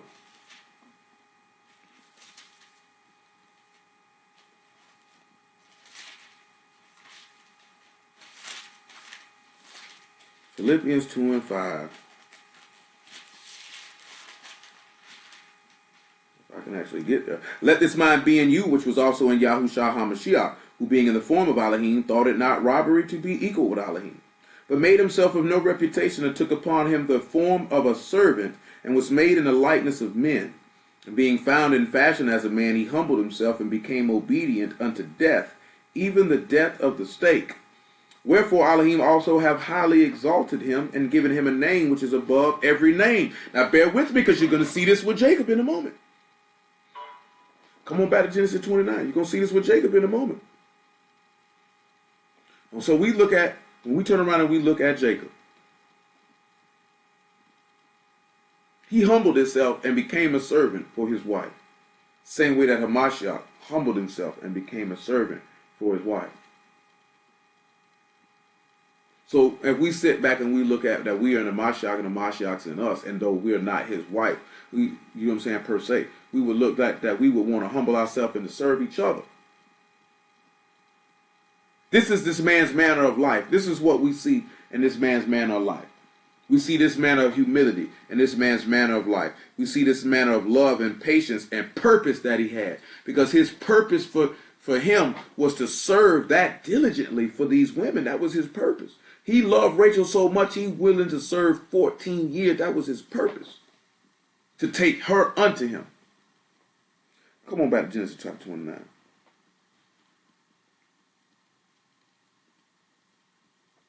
We don't need 29. Genesis chapter 30. Now let's look at Jacob's long suffering. Genesis 30 and 1. When Rachel saw, no, I don't want 30. I don't want 30. And not 1, I'm sorry. 25 is what we want. 30 and 25. Genesis 30 and 25. Bereshit 30 and 25. And it came to pass, when Rachel had borne Joseph, that Jacob said unto Laban, Send me away, that I may go unto my own place, and to my country. Give me my wives and my children, for whom I have served thee, and let me go, for thou know my service which I have done thee. You know my purpose, you know my manner of life. Laban said unto him, I pray thee, if thou hast found favor in thine eyes, tarry, for I have learned by experience that Yahuwah have baruched me for thy sake. So you turn around, you look at, see, Laban did not want Jacob to leave, because he was looking at the benefit and blessings that he was receiving by Jacob being there. See, I say that to say this here. Sometimes people will sit back and they don't want you to separate themselves from you, because they feel like they're getting a benefit from you while you're there. And if you leave, then they can no longer derive the benefit that they're getting from you, because they actually don't care anything about you. They only care about what they can get from you. And that's what Laban is showing right here. You have to watch out for people like that. And he said, appoint me thy wages, and I will give it. He said unto him, thou know I have served thee, and how thy cattle was with me. For it was little which thou had before I came, and it is now increased unto a multitude. And you have baruched thee since my coming, and now when shall I provide for my own house also? Look at what, now listen, hold up. See, I mentioned it earlier when we were talking about that thing with Dame Dash. Now look what this man just said out of his mouth. Now he said, now how am I supposed to be able to provide for my house also? You see another aspect of Jacob. You see that Jacob is a man. Because Jacob is not thinking about himself. He's thinking about how am I going to provide for my wife and my children as a man is supposed to. 1 Timothy 5 and 8. So again, you're going to see Jacob's faith. Because remember, I'm going to read to you Genesis 18 real fast just so you can know what it say while y'all go over there and get this 1 Timothy 5 and 8. Just look at what he said in Genesis chapter 18. Well, 19, verse 19. For I know him that he will command his children and his household after him, and they shall keep the way of Yahuwah to do justice and judgment, that Yahuwah may bring upon Abraham that which he hath spoken of him. So you know Abraham taught him this. This is what Abraham taught him. 5 and 8. But if any provide not for his own, especially for they of his own house, he have denied the faith and is worse than an infidel. Now you come on back. So we see Jacob ain't denied no faith. He's showing his faith because this man, look at man, I need to be able to provide for my own. I definitely need to provide for my own. So again, you see his manner of life. You see his doctrine. You see what he was taught from Isaac, his father, which was taught to Isaac from his father Abraham. You see his purpose. You see his faith. And you see his love. And you see his patience. Now, we're going to sit back and we say that we sons of Jacob. From this point on, can't no man walk around here and say he a son of Jacob. He don't take care of his children. He don't take care of his wife. You know, I told you, if you say you want to be married and you're not prepared to take care of that woman, to take on that responsibility and be eager and ready and willing to do it, then you ain't no son of Jacob. You just need to sit on down and just stay by yourself. Because Jacob sat back and looked at, I'm going to work for my wife, and I'm going to provide for my wife, and I'm going to provide for my children, because that's what Isaac taught me, and that's what Abraham taught him, and that's what Yahuwah taught them. And that's how we roll, that's how we rock. I'm going to read y'all that again, what he said now. For it was little which thou had before I came, and is now increased unto a multitude.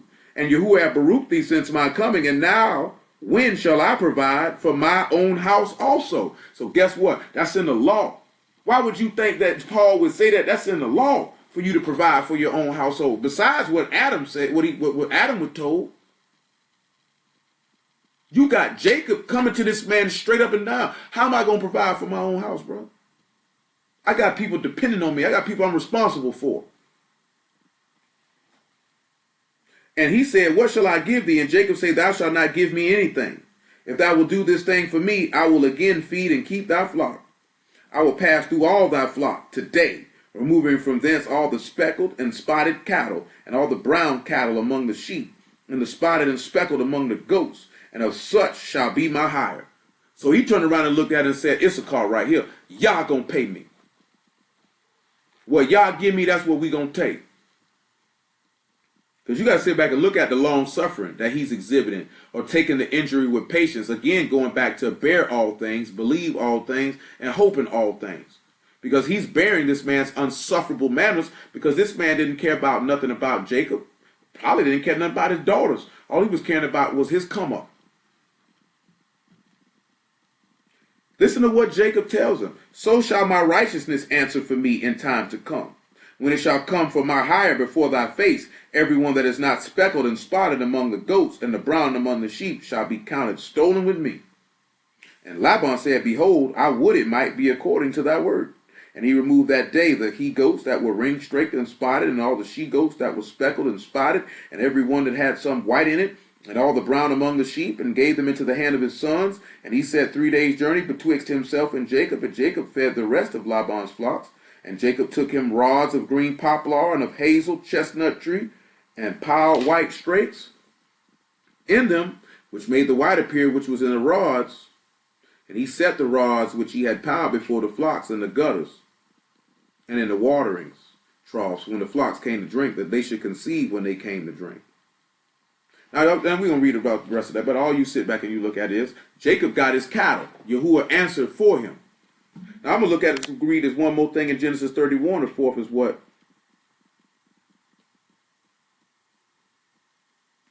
Jacob said to Laban.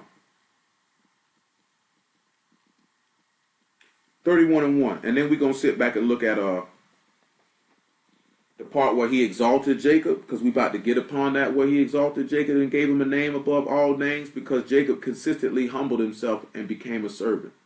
And therefore you're going to sit back and see how Yah exalted him and lifted him up. And then we'll complete it in 2 Timothy chapter 3 and call it a night, because it's already after 11. Genesis 31:1. And he heard the word, and you're also going to see some persecution and affliction from that, which Yah willing on the morrow, we'll try to deal with Jacob's persecutions and afflictions in a little bit more detail, showing you the characteristics of your father Jacob. And he heard the words of Laban's son, saying, Jacob hath taken away all that was our father's, and that which was our father's hath he gotten all this esteem. So it ended up being that everything that was Laban's ended up becoming Jacob's. Just like everything that was of the devil ended up becoming Yahushua through, you know what I'm saying, through his sacrifice. Or you can sit back and look at how the scribes and Pharisees was like, he's going to take away our place and nation, we have to stop him. Jacob beheld the countenance of Laban, and behold, it was not towards him as before. Yahuwah said unto Jacob, return unto the land of thy fathers, and to thy kindred, and I will be with thee. Jacob sent and called Rachel and Leah to the field unto his flock, and he said unto them, I see your father's countenance, that it is not towards me as before, but the Elohim of my father hath been with me. See, now Laban want to do a little something to him. Listen what he said. And you know that with all my power I have served your father. And your father have deceived me and changed my wages 10 times. But Elohim have not suffered him to hurt me. Afflictions and persecutions he receiving from Laban, but yet he exhibited long suffering because he never retaliated. His response to Laban was, my righteousness will answer for me. That was his response. So when we sit back, as we've actually seen in examples of what we read in Timothy of what this man did, is what Paul was saying, that you had fully known his doctrine and his manner of life and his purpose and his faith and his long suffering and his charity and his patience. And we see Jacob doing that. We're just not going all the way into detail right now, Hamashiach doing that. But y'all know of Hamashiach doing that because we searched that. But what we're looking at is that we profess to be sons of Jacob. Why are we not emulating this behavior, knowing that our Savior did? Because we know Yahushua's doctrine. He said, my doctrine is not mine, but his that sent me. If any man know his doctrine, he would know if I speak of myself or if I speak of him that sent me. We know his manner of life. It was Kadesh living. We know his long suffering because the people sought to kill him and did kill him. We know his patience, that he endured death, even the stake, and was resurrected the third day. We know his love, therefore, because he laid his life down for us. We know that the master exhibited all the behavior of his forefather Jacob. We see our forefather Jacob exhibiting this behavior. We see Jacob doing exactly what 1 Corinthians 13 says, bearing all things, believing all things, and hoping in all things, because Jacob knew the promise of which Yahuwah made unto him before he even began to serve Laban for these women. The same way that Hamashiach already knew the promises made unto him by the Father, even before he began to serve for these women. And the constant theme of what we're looking at dealing with is being a servant and how Yahuwah rewarded not only Hamashiach but Jacob for serving and being selfless and placing someone before themselves. You know, and I can actually do this, and maybe y'all will do it. And we sit back and you look at it, right? It's 4 men that if a woman say, I want a husband, that you would want this man to be exhibiting the attributes of these 4 men. And these 4 men are Yahushua HaMashiach, Abraham, Isaac, and Jacob. Because I say that because all of us are quick to say, I'm from the seed of Abraham. Not many say I'm a child of Isaac, or they say I'm from the seed of Jacob, I'm a son of Israel, I'm a son of Yasharal, this, that, and the third. But then we don't actually manifest the behavior of these men to where these women would look at and say, truly, that is a son of Abraham. Truly, that is a son of Isaac. Truly, that is a son of Yasharal.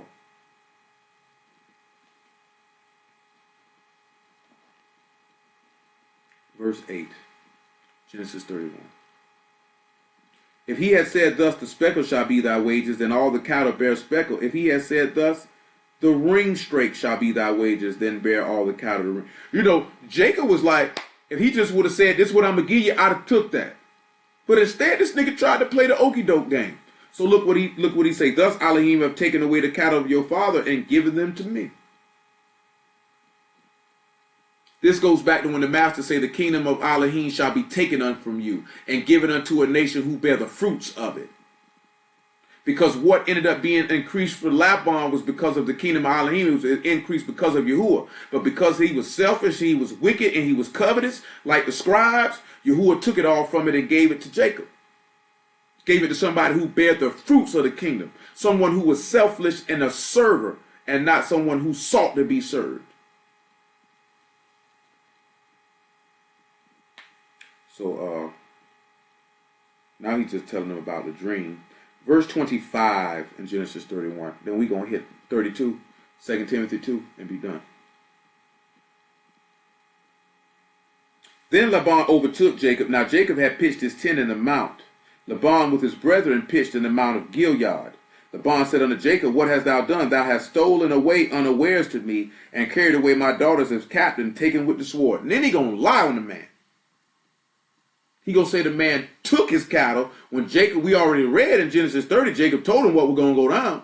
And then he said, you took my daughters as if they were captive, when they my wives. When I clearly told you to give me my wages so I could leave and take care of my household.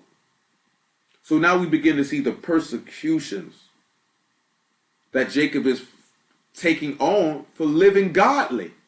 Everything that Jacob exhibited was godly behavior, and now he's beginning to be persecuted for it. Wherefore did thou flee away secretly and steal away from me, and did not tell me that I might have sent thee away with myrrh and with songs and with tabret and with harp? Thou hast not suffered me to kiss my sons and my daughters, thy sons and my daughters. Thou hast now done foolishly in so doing. It is in the power of my hand to do you hurt. But the Elohim of your father spake unto me yesternight, saying, take thou heed that thou speak not to Jacob either good or bad. So this is also paralleling to Pilate. But Pilate said, don't you know I have power to release thee? But Jacob already knew that you wouldn't have no power over me unless Elohim gave it. And we didn't read the verse. But we already know that Yahuwah was not going to allow him to do anything to Jacob. And when he said he spoke to him yesternight in a dream, clearly, that he should not do this man any hurt, you could always, this is going to take you back to when Pilate's wife came up and say, leave that upright, righteous man alone. I suffered many things in a dream because of him. Leave him alone. Leave him alone.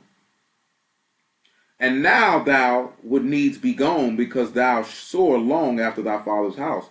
Yet wherefore hast thou stolen my gods?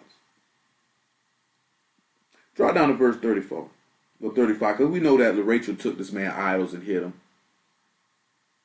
And he said to her father, verse 34. Now Rachel had taken the images and put them in the camel's furniture and sat upon them. And Laban searched all the tent, but found them not. She said to her father, let it not displease my master, that I cannot raise up before thee, for the custom of women is upon me.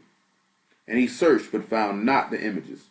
And Jacob was wroth, and chode with Laban. And Jacob answered and said to Laban, what is my trespass, and what is my sin, that thou hast so hotly pursued after me? Whereas thou hast searched all my stuff, what hast thou found of all thy household stuff? Set it here before my brethren and thy brethren, that they may judge betwixt us both. This 20 years have I been with thee. Thy ewes and thy she-goats have not cast their young, the rams of thy flock have I not eaten.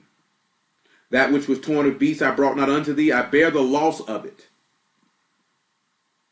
Of my hand did thou require it, whether stolen by day or stolen by night. Then you sitting back looking at the justness of Jacob. He said, if this happened to your animal, I took that loss and paid for it. A servant, indeed, a selfless individual, an upright individual. Thus I was in the day the drought consumed me, and the frost by night and my sleep departed from my eyes. Thus have I been 20 years in thy house, and I served thee 14 years for thy 2 daughters, and 6 years for thy cattle, and thou hast changed my wages 10 times. And except the Elohim of my father, the Elohim of Abraham, and the fear of Isaac had been with me, surely thou hast sent me away now empty. Elohim hath seen my affliction and the labor of my hands, and rebuked thee yesternight. You see how you say how he doesn't suffer? You see how you sit back and you look at, in order to receive the kingdom of Elohim, you have to be persecuted and suffer. Do you see the long suffering of Jacob, or the suffering? He suffered this man's manners for 20 years. 20 years. 20 years. But remember what it said about Jacob when he was born. He was a complete and whole and just man, and that he was stronger than his brother. Because even in his weakness, he was strong. And this man has said, except the fear of Isaac had been with him, he would have left empty. But because he served and trusted in his Elohim, Elohim wouldn't dare send that man away empty. Praise Yah for that. And Laban answered and said unto Jacob, these daughters are my daughters, and these children are my children, and these cattle are my cattle. All that thou see is mine. What can I do this day unto these my daughters, or unto their children which they have borne? Now therefore come, let us make a covenant, I and thou, and let it be for a witness between me and thee. And Jacob took a stone and set it up for a pillar. And we'll stop at dealing with that right there, right? And you just sit back and look at it. And then it rolls into Genesis 32. Now, we're not even going to read all that in Genesis 32 for time's sake. Y'all should know what happened in Genesis 32. Jacob wrestles with Amalekite. After he had humbled himself in the fashion of a servant, he humbles a Amalekite till daybreak. And upon overcoming this Amalekite, but we will read verse 29. Well, I'm sorry, we will read verse 27. He said unto him, what is thy name? And he said, Jacob. And he said, thy name shall be called no more Jacob, but Yasharal, for as a prince thou hast power with Elohim and with men, and hast prevailed. So we see through all the persecutions, the afflictions, and we didn't even read about the persecutions from Esau and the afflictions that he suffered from Esau. We just read about Laban. You know what I'm saying? And we seen his doctrine and his manner of life and his long suffering and his patience, that we see he ended up being exalted, being given a name above all names. That he was given the name of Yasharal, that he would be a ruler, and that he rules with Elohim, and he had prevailed. And you see that this is a testimony of a Mashiach. Most I wouldn't deal with it on tomorrow, but you see how he prevailed, and he showed forth the faith of Elohim through service and through taking affliction, persecutions with patience. And if someone would have watched that and seen and known that he served the Elohim of Abraham and Isaac, whose name is Yahuwah, then surely their faith would have been increased, because they would have sat there and they would have bared witness to that. 2 Timothy chapter 3, verse 13. Can we stop right there after that?